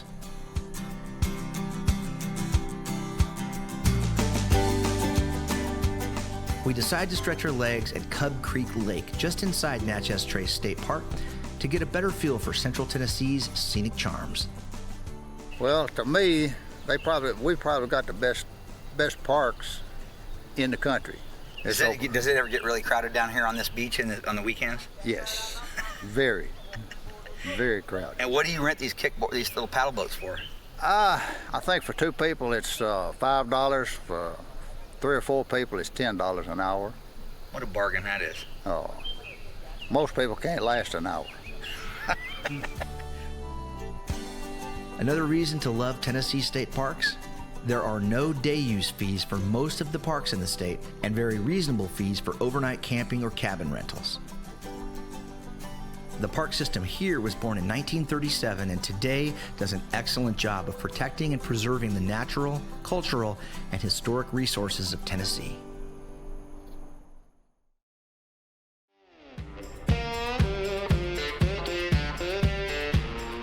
Well, we've made our way to Music City, the hub of country music for the world, and in a lot of ways, a kind of Las Vegas for the South, minus the gambling and Carrot Top.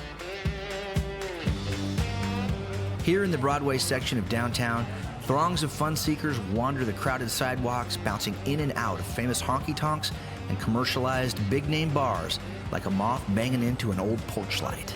Completely unaware that just a few minutes drive away, near the state capital of Tennessee, the smallest but the most visited of the state's 56 parks can be found. Bicentennial Capitol Mall State Park was opened on June 1st, 1996, to commemorate 200 years of statehood for Tennessee.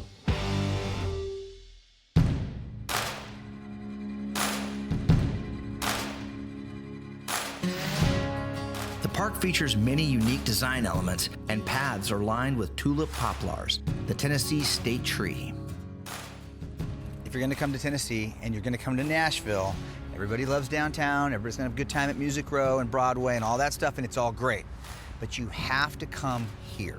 Bicentennial Park is amazing. This is a real gem in downtown Nashville. It is a combination of war memorials and history of the state of Tennessee, and at the far north end of the park is this really cool representation of the Greek Parthenon that's been built. And it's timed out like a clock, so it chimes at the hour, it plays little songs on these bells, all automated, really, really cool. So Zach, what are you setting up? I'm just trying to do a little time lapse, moving time lapse here of this area of the mall. It's nice, it's cool, it's got these statues on each side, and a lot of people move around in the center. So I just wanted to show that movement as it reveals the area with the Capitol in the background and the clouds moving through. So I just got this going after tweaking it for almost an hour. It was not easy, but I'm gonna let this go for the next 30 minutes and start shooting with the other camera, get some other shots right here. So. The Carrillo pillars surround the Court of Three Stars in Bicentennial Park. The stars represent the three grand divisions of Tennessee geographically: Western, Middle, and Eastern Tennessee. Each has distinctly different resources along with plant and animal species and are unique from each other topographically. If you make the trip to Nashville, like so many are doing now, be sure to head across town to spend a few hours walking this absolute treasure of a state park, located in the shadows of Tennessee's state capitol building.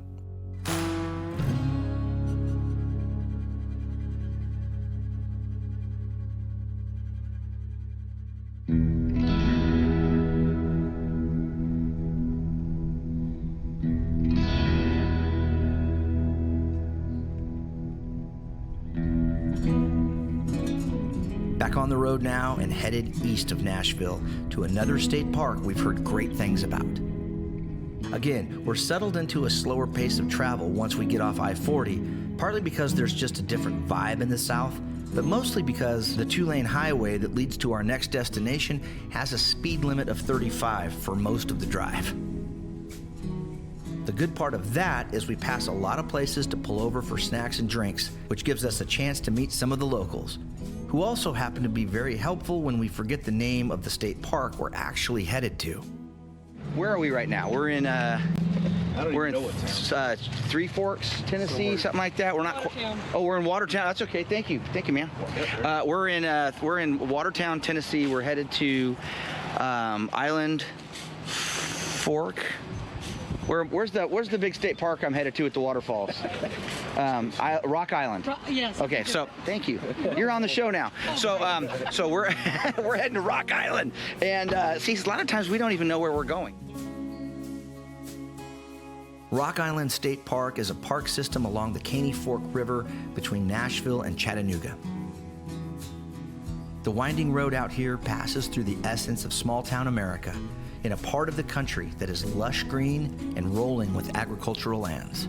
Well, if you know Zach Allen as well as we do, and you've seen the Catalina sailing episode, you know Zach doesn't do well with motion and shooting.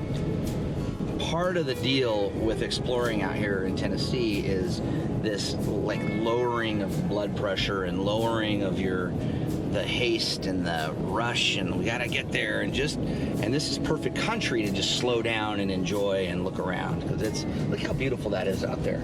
Look at that. I mean, that is gorgeous right now.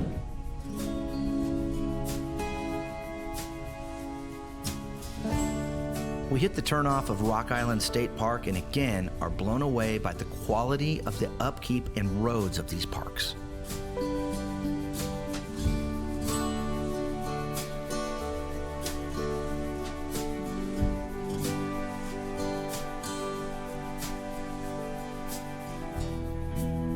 We've hit a stop called the Blue Hole Hike to get us down to the river level as close as we can, and since we're here midweek, the parking lot is good to go.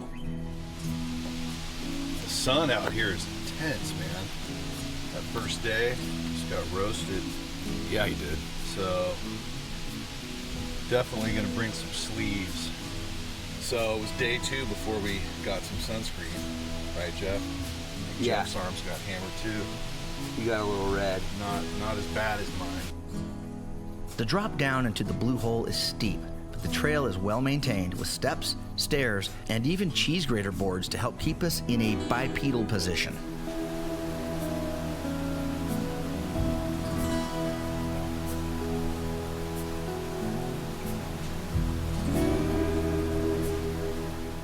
Here, after recent heavy rains, oversaturated groundwater literally pours out of the limestone substrate, creating falls and misting cascades under the dense canopy. The vegetation is just so thick. It's cool, man.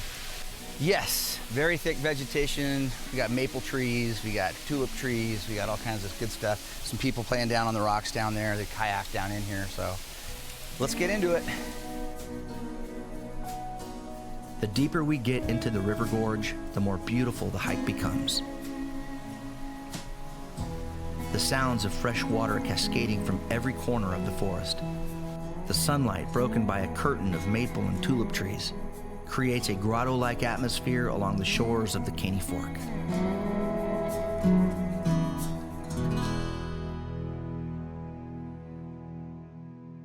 Well, this is beautiful. I mean, this is a perfect example, you can see, of this limestone that's cutting in these layers, and the water is groundwater. There's no water running from the top of the hike down. This is simply groundwater that's just oozing out of these giant cracks in the limestone, making their way down to the Blue Hole here and into the river.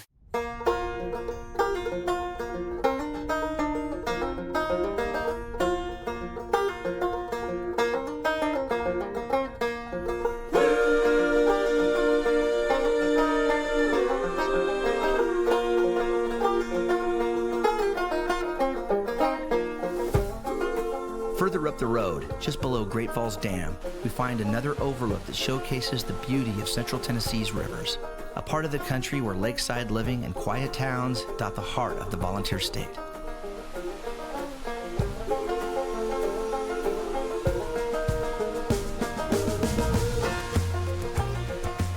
With a great afternoon of exploring under our belts, we start to head back to Nashville to try and beat the rush hour traffic jams that are sure to greet us.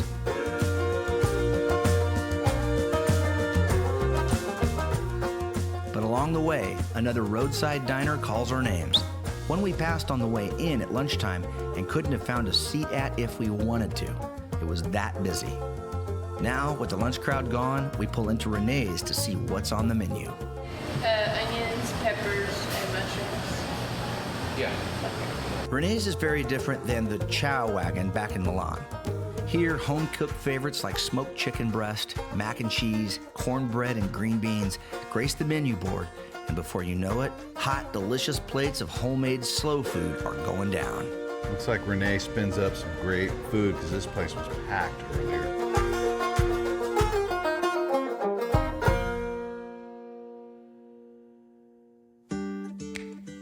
Another night in Nashville, Tennessee, and a walk away from the packed streets of the Broadway district to get a new perspective on Music City. a place that shines bright day or night from wherever you look.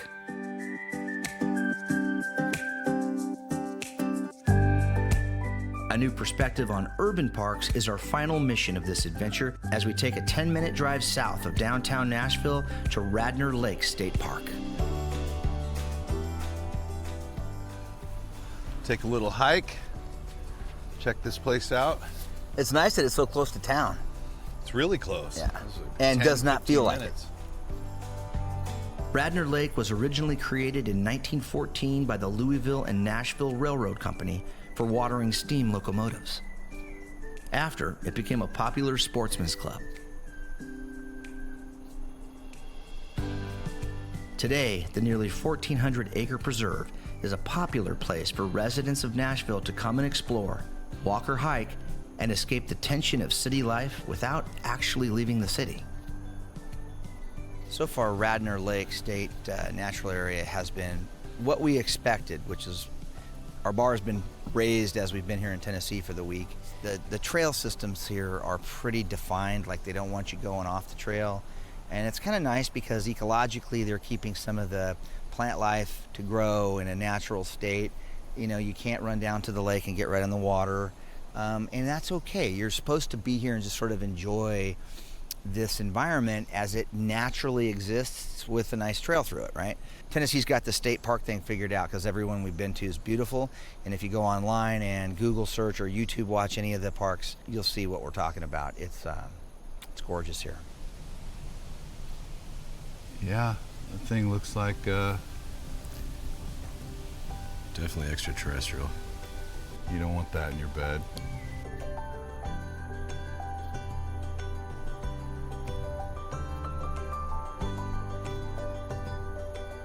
What I love about a trip like this is we discovered a new way to get to know Tennessee beyond just a trip to Nashville like so many do. The energy, history, food, and fun in Music City is definitely worth a visit here. But beyond the bright lights and honky-tonks of Nashville, an entire state is ready to explore. Renting a car and taking a few short road trips out of Nashville will open up a way to experience the faces of Tennessee those that live here see every day, and will transform the kind of experience you'll take back home.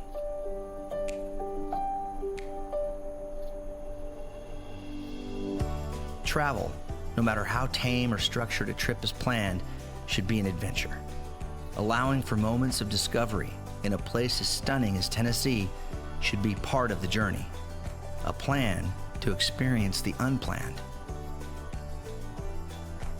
The things you see, the people you meet, and the food you eat that you'll always remember will come from the places you least expect on the trails and back roads you never knew were there.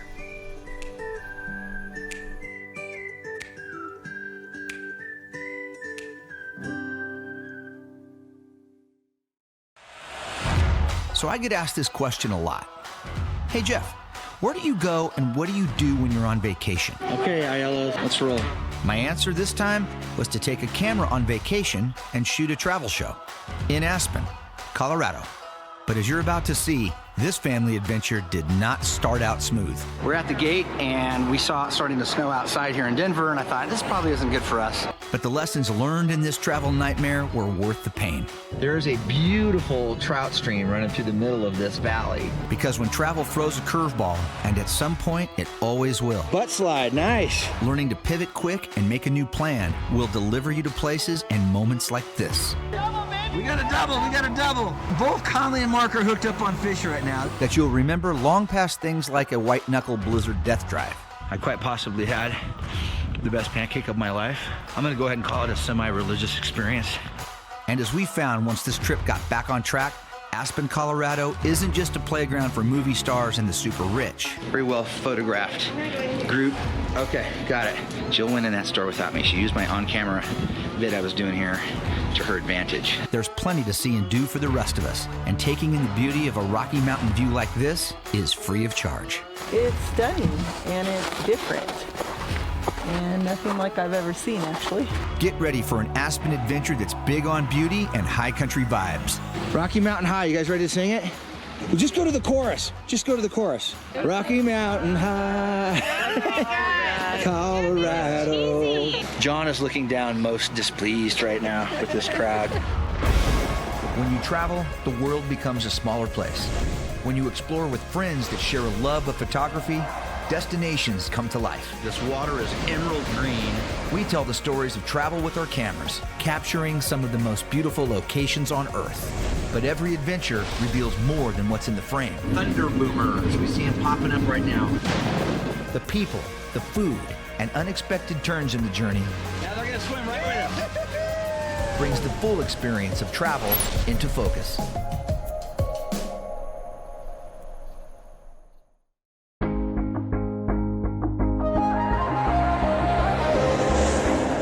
I've been packing bags and camera gear and jumping on planes to shoot travel shows since 2009, almost non-stop. I love when I finally get to a new destination to film, but have grown pretty weary of the travel process itself. But it's part of the deal. When I'm hanging out with friends or meet new people, common questions I'm asked are, what's your favorite place you've been, or where do you go when you're on vacation? The first question is easy. It's Switzerland. This drone shot I pulled in 2019 pretty much captures why. But the second question is a little more wide open. When the Aiellos plan a vacation, Hawaii has always been high on the list. We seem to go there a lot. And recently, the Big Island has been our go-to getaway. And as you might imagine, I usually bring a camera along to capture the fun and almost always put a little video together to memorialize the adventure. But besides last season's Alaska fishing adventure, I've never actually shot a show while on vacation with Jill and the kids. For starters, it sort of cancels out the meaning of the word vacation. And shooting a 3-minute vacation video with your family is a whole lot different than shooting an episode of this show with them. But this time, we're going to give it a try. The pandemic caused the cancellation of several international shoots Zach, David, and I had planned, and since we already had a family trip booked to Aspen, Colorado with our close friends, the Biglionis, who we travel with a lot, I decided to document this adventure and share it with all of you. So, here we go. All right, so it's about 5 a.m., 10 after 5 on a Thursday morning, getting ready to get everybody up and get cleaned up and headed to the airport. We're all packed up. Like any family vacation, getting everybody up in the morning and out the door on time is always a deal, especially when you have 2 teenagers who like to sleep until like 3 o'clock in the afternoon on a normal basis. So we got some coffee going. Jill Aiello is right there. She's not going to show us our... Honey, let's see. I know you got those things on your eyes, but she's not going to... Look at, she kind of showed me. It's authentic. People like authenticity, don't they? Viewers of TV shows like authenticity. She's got these things in her eyes. She's not going to let me show them. They make the puffy go away. Anyway, so we're going to get ready, get everybody up and running, and then head to the airport, meet our friends there, and got a short flight to Denver, and then an even shorter flight into Aspen. But we do have weather today, so it's supposed to be snowing in Aspen when we land, which is also one of the more extreme airports in America to land in, the Aspen airport. So that ought to be interesting today. All right, let's get this party started.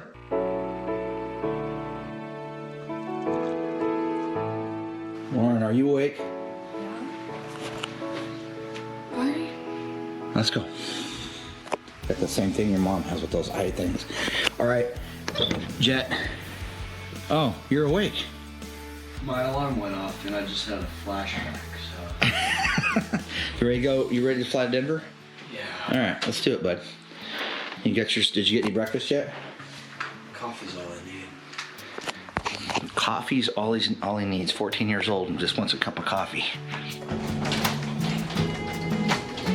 When I'm shooting a show with the guys, the getting out the door process is obviously a little more streamlined. This trip to Aspen is only a 4-day long weekend run, so everyone is packed pretty light. Lauren and Jet are in their mid-teens now and have been lucky to travel a lot more than I did at that age. So they've got this process down pat. Make sure the cat doesn't get locked in something somewhere.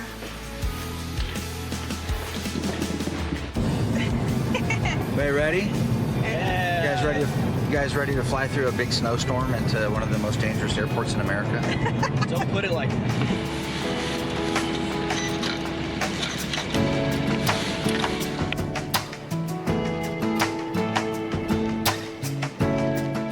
What did you find here? That's just... I'm gonna open this up on the plane and stink everybody out. And I'm gonna be talked about for many years to come. Yeah, that shouldn't even be... That shouldn't even be allowed in an Remember airport. the lady that opened the sardine salad kit on the plane? What was she thinking? Bad call on that. The Big Leones have caught up with us at the airport now and are choking down a quick breakfast before jumping on the 2-hour flight from Fresno, California to Denver. You gonna eat those tots? Are you ready to go flying? Is this your first plane ride? Yes, it is. Is this your first plane ride? She has her festive Colorado she's got socks. Colorado socks on. This is big, first plane ride. Okay, ILOs, let's go. Group number 3. Let's roll.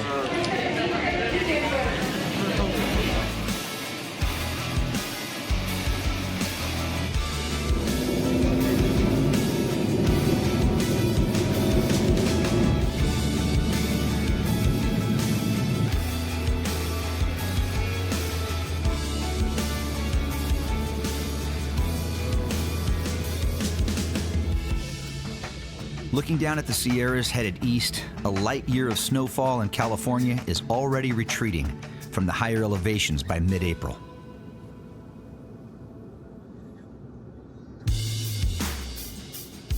The flight over to Denver is always one of my favorites for checking out the canyonlands of Utah below. I never get tired of this view. Ladies and gentlemen, we've initiated our descent. Please ensure your seat back straight tables, upright lock position.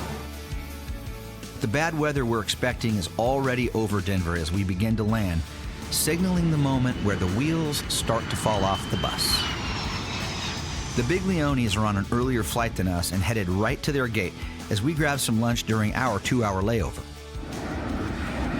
After getting a text from the gang that they made it safe into Aspen, we headed to our gate to make the 30-minute flight ourselves. But Mother Nature had different plans for us this day as the storm up in the Rockies worsened and snow began to fall here at the Denver airport. 30 minutes before our flight was set to take off, it was canceled. We would not be flying to Aspen this day. This is what you do in travel, which is called pivoting. You can kind of cross your arms and pout and sit in the gate for another 4 hours until they tell you that that flight's canceled. In this situation, we're gonna pivot. So we're gonna go rent a car. We found out that our luggage will be shipped up tomorrow to Aspen. We're gonna go rent a car, hopefully 4-wheel drive, right? And then we're gonna drive in a snowstorm up to Aspen in the Rocky Mountains. This ought to be fun. I have to say, the kids did better than expected here. Secretly, inside, I was really bummed out and somewhat dreading the drive on I-70 into the heart of the Rockies during a legit blizzard. But outwardly, I tried to keep it positive and moving right along. The drive to Aspen from Denver in good weather takes about 4 hours. In a heavy snowstorm, it would take longer. We're gonna rent a car. All right, so that was fast. We processed through the airport really quick. Got to a rental car company here that we prefer, and got ourselves an all-wheel drive vehicle. And we're leaving at rush hour on a snowy day, which ought to be fun. So let's see if we can get ahead of the program here. Without really even thinking about what we were doing it. Snow began to come down hard as we entered rush hour traffic in Denver. Then we climbed blindly into the Rockies on Interstate 70 as conditions worsened. Still singularly focused on one thing, getting to that warm condo in Aspen, filled with friends, so we could put this white knuckle drive behind us. Honey, they're not scared. I'm scared. 7 hours later, around 11 o'clock at night, we made it. The inviting vibe of Aspen welcomed us after one of the longest days in recent memory. Now, this vacation could begin.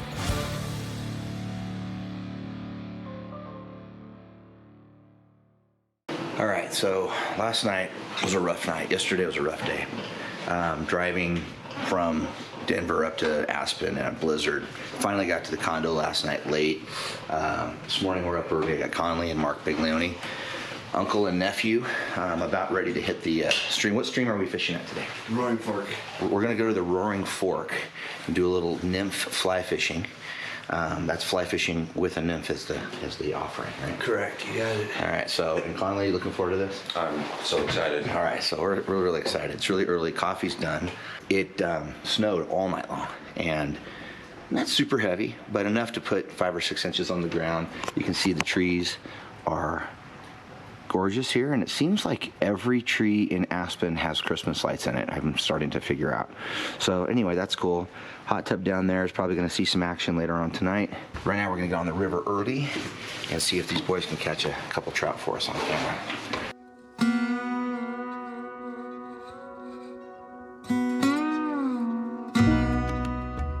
One thing about my buddy Mark, he's all chips in when it comes to fishing. He and nephew Conley Biglione are serious about fly fishing enough to head out in 25 to 30 degree weather with fresh snow on the ground to be the first ones on the Roaring Fork. For the people out there that don't understand why people like Mark, Conley, and me would get up at dark 30 to walk 2 miles in the snow to go fishing, this is why we do it. To experience settings like this. Mark and Conley are well ahead of me because I've been stopping to shoot the beautiful landscapes this morning here along the Roaring Fork. It's the river that basically runs through Aspen, Colorado. And, you know, we had that snow last night, and it's left this place like a true winter wonderland, even though we're in mid-April right now. But stopping to film here, grabbing some of these shots as we hike in, something I can't resist. So the guys are leaving good tracks for me to follow. Snow's not too deep. All my hiking clothes and boots and everything are in the Denver airport right now, so I'm doing this in tennis shoes and sweatpants, but you know what? You do what you have to do to get the shot, right? So, and it's nice. It's not too cold. It's about 30 degrees, and it looks like, I see Conley up ahead. Looks like we're getting to the spot. This is some of the stuff we've been dealing with hiking through here, going underneath these low bridges, and looks like the guys are getting ready to dive off the trail here and get in the water. There you go, butt slide, nice. Now I have to do that in sweatpants. That ought to be fun. Like most things that require special skill, fly fishing is a practice. It's never really mastered. In these conditions, where flying insects are not stupid enough to be out here, the rainbow and brown trout packed in this section of river will take small nymph patterns floated near the bottom of the creek bed.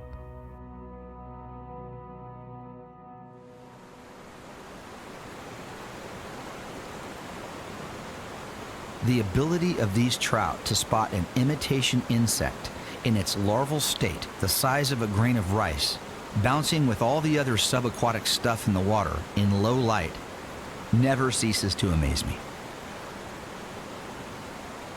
On his third cast, Mark was into his first fish of the morning, a nice little rainbow trout. Rainbow. You find your big brother. 5 minutes later, Mark landed his fourth fish, and I began to sense an anxiety in Conley, who began moving closer to Mark's position on the river. Here's another example of how crazy fly fishing like this is.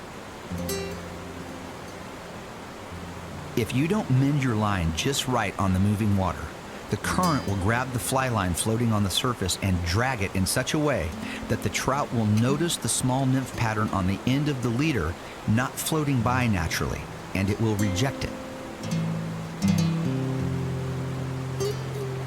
To get a hook up here, the presentation of the line and the fly has to be perfect. And And after an uncle shares his experience on many rivers like this with his nephew under falling snow and a gray sky, the lessons of a life chasing trout are handed down, and the practice goes on.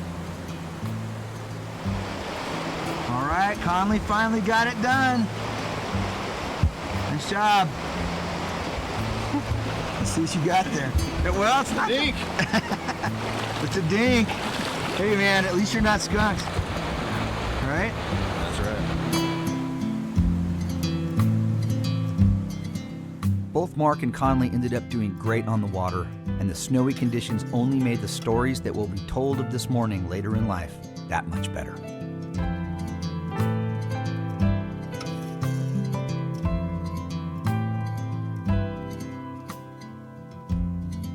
The city of Aspen is about 8,000 feet in elevation and is surrounded by several of the top ski resorts in the world. Silver mining in the late 1800s gave this place its start, but that boom waned by 1930. A turnaround here started in the 50s when the first ski resort was opened, and today, Aspen and the surrounding White River National Forest make a popular year-round playground for locals and tourists alike.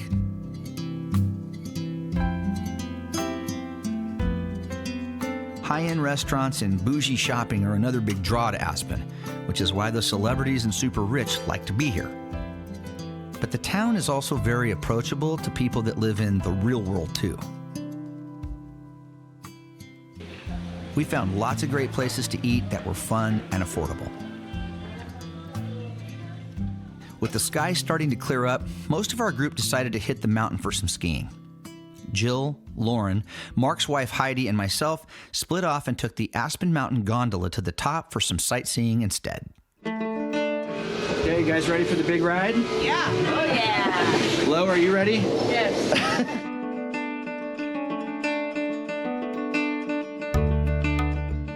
The enclosed gondola ride to the top was about $30 a person, and the views from this quiet and comfy coach to the top are breathtaking. Up on the summit, at just over 11,000 feet, we warmed up in the lodge and took in more top-notch views.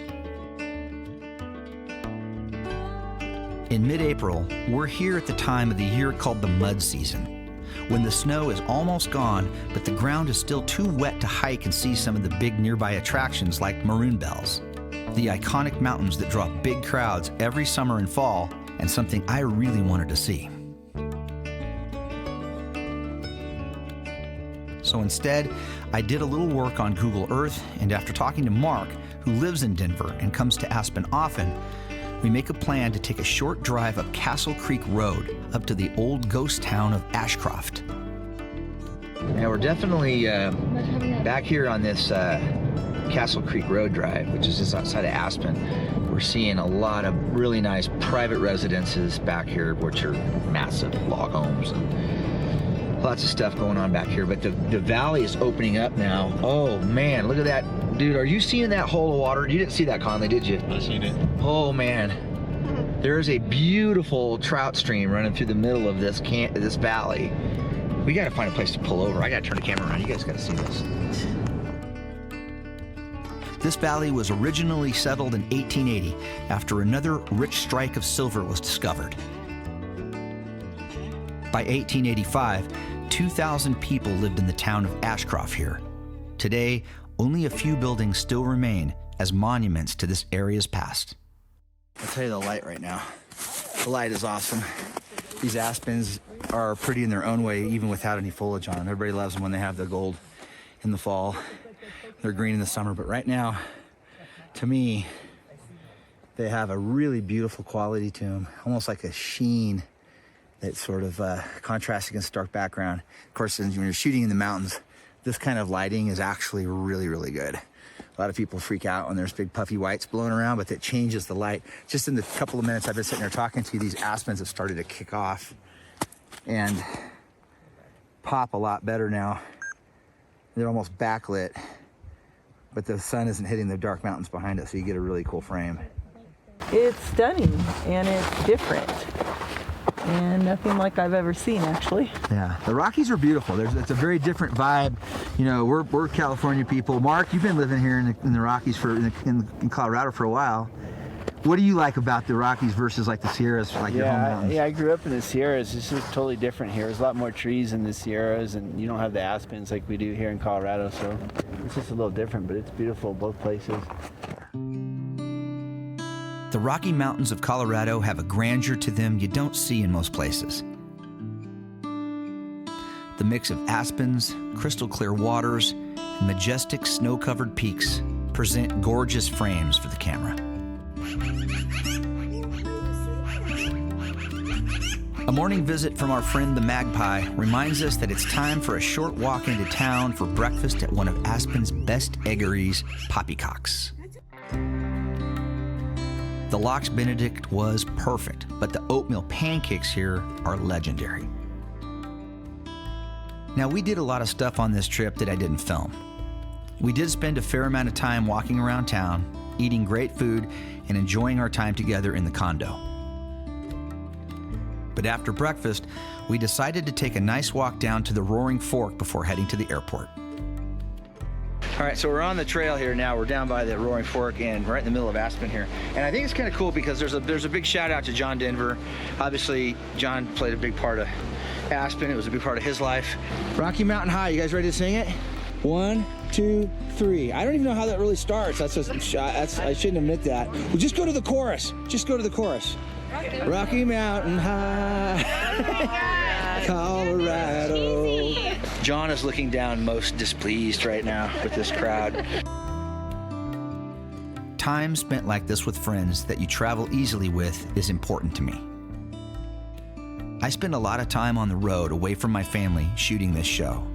So being able to experience a new place with them and our friends is extra special.